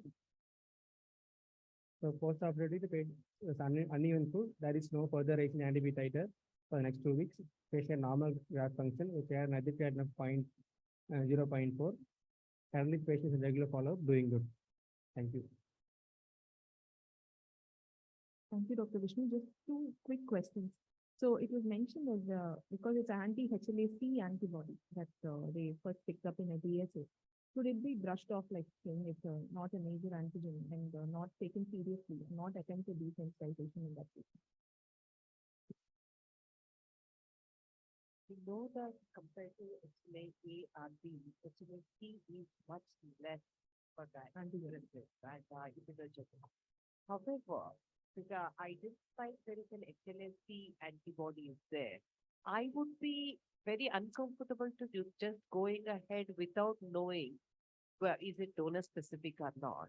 And there are also many case studies which are kind of now picking up, even like showing the importance of CTP, TQ as well. And there are case studies even where the HLA-C has caused chronic rejection in the MFI of around 5,000 to 6,000. So I think it's very important when you kind of identify the patient has developed an anti-HLA-C antibody, then definitely I would like to know what is it happening, whether it is kind of the titers or even if the MFI is kind of increasing, is it doing good? So there, yes, with the very high titer, they can cause a rejection. The answer is yes. In this patient, probably because he underwent anyway a desensitization because it may be incompatible. That is the reason the repeat cross-match came negative. We all know that rituximab can cause a cross-match positive in this thing. In routine practice, do we have to, after extensive desensitization, do we even have to repeat this cross-match just before transplant and get into this dilemma? Or can we just go away and just do the transplant? In fact, we don't do it. We do a CDC and a flow cytometric cross match before desensitization. And then if this is negative, then go ahead with desensitization, and we do not repeat a cross match before transplantation. Sir, it We don't. makes sense if there is no sensitizing event and it's only Yes. a matter of couple of days. Yes. Well, I mean, just, legally they say prospective cross match has to be done within 24 to 48 hours. If we are doing, we have to make sure that it comes negative with the prognostic. I Or- don't know, we haven't been questioned about it ever, so we continue to do it. And Perfect. sir. so No, it's not- we are not doing it at all. Any other opinion from, yeah, Balaji?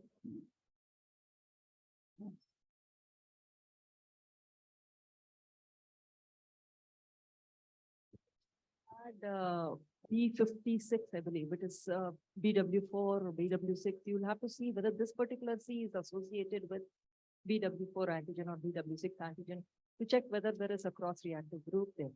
So definitely HLA-C plays a role there.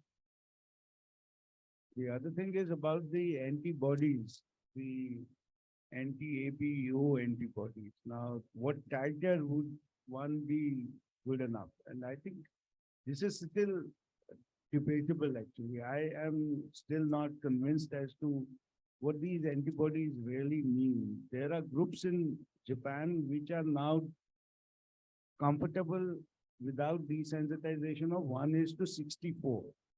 So they feel 1:64 of IgG is good enough. Many units do not desensitize at all. They give rituximab and then go ahead with the transplant. And they don't desensitize with plasmapheresis. There are other units which don't measure any antibody. They just do 3 plasmapheresis before and 1 plasmapheresis after the transplant. And they are equally successful. And I have seen presentations and I have chaired a session where they presented 2 papers where 1:128 anti-ABO titer without desensitization, just rituximab, and obviously they use, most of these units have used induction of basiliximab rather than Japanese.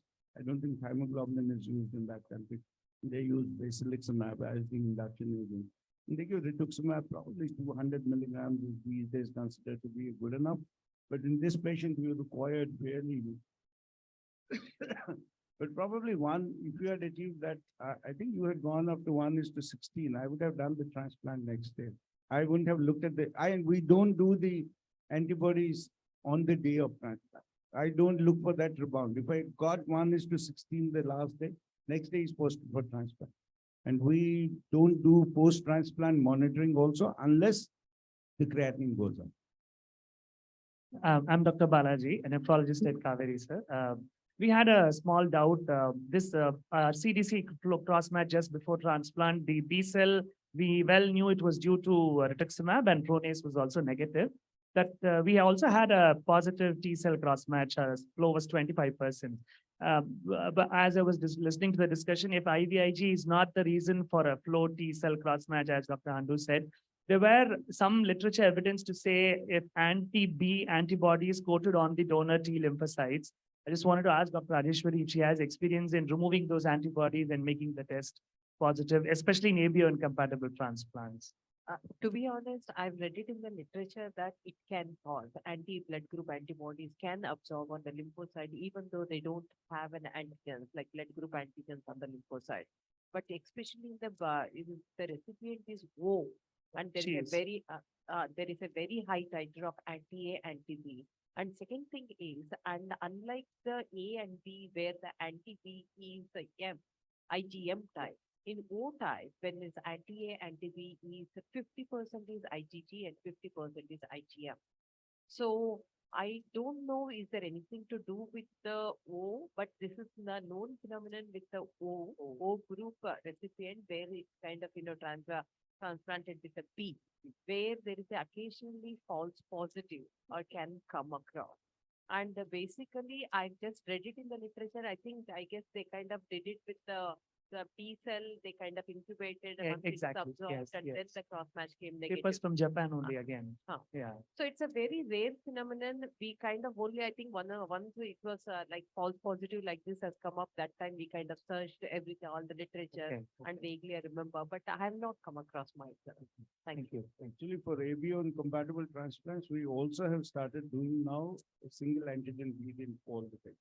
So we do a flow cytometry cross match, we do a CDC cross match, and we do a full single antigen read. The reason being that 3% chance of an acute antibody mediated rejection, then at that point of time, one isn't very sure whether it is anti-HLA antibody mediated rejection, is it ABO incompatible acute antibody mediated rejection. So solve those conundrums. And now today I learned that we need to have a panel of non-HLA antibodies as well to be looked at. So in those kind of situations, yes, maybe it is. But it is just, it's not a good feeling when you have to remove a kidney within 24 or 48 hours. And this happens occasionally in these patients. I haven't understood why it happens. We've tried to analyze the 6 patients in whom out of the 250 we've done, where we had to remove the kidneys. They were exactly the same. The titers were not very high. In fact, those with high titers, 4,000 also did extremely well. Those with low titers have done well. Somewhere in the middle, 1 is to 128, 1 is to 264. Those are the ones who have given us trouble in these 6 patients. But at the time of the rejection, antibody was high only in 1 patient. All the 5 antibodies were not very high. Anti-HLA antibodies were negative at least in 4 of them. So we still aren't very sure. Now, non-HLA antibodies we haven't looked at. So I guess probably, and talking to Dr. Tanabe, I feel that he was telling me that probably this is a second hit like in a pregnancy. And many of these patients probably may have a complement deficiency of complement deficiency of some sort for some period of time. And then the second hit of endothelial antibody with an ABO incompatible transplant. Probably that's what creates this complement mediated PMN. On biopsies, all of these kidneys show PMN, extensive PMN, which is obviously a reflection of an antibody mediated rejection, but very strong PMN. Thank you. With that, we come to the end of this panel discussion. I hope many opinions that were given are truly going to benefit the patients. And I request Dr. Handu to hand over the moment to Dr. Vijay Kher. Thank you, sir, for being there from the beginning of the whole session and really conducting the speech, though that is not enough, as he rightly said. I thank everyone for this really good program today, I think. I once again thank our faculty for sharing their vast knowledge. The delegates were all so interactive and it was really very enjoyable and lively, including the ones who were online. I think we had almost 70 people online at one point of time. I thank my colleagues, Dr. Sanjeev, Dr. Veena, Dr. Sukanya, Dr. Deepak, for all the inputs, help, organization, and so much of work which has gone on. This is not possible without the excellent support and extreme hard work of my OPD colleagues, Madhushri, Mohana, Selvi, Tamilarasan, Reason, and Krishna and Matthew. Our sincere thanks for the excellent support from our CEO and MMM management. This would definitely not have been possible without the support from our Achan, Deena, audiovisual department, finance department, and Satish, Mahesh for his designing and housekeeping under Shabita Dinesh. I can't forget the support from our pharma colleagues, Celera, Laranon, Novartis, Trax, and others. I think teamwork always shines, and the CME hopefully has been an epitome of this. Thank you once again, one and all. There is some tea and snacks outside. Please have it before leaving. Thank you.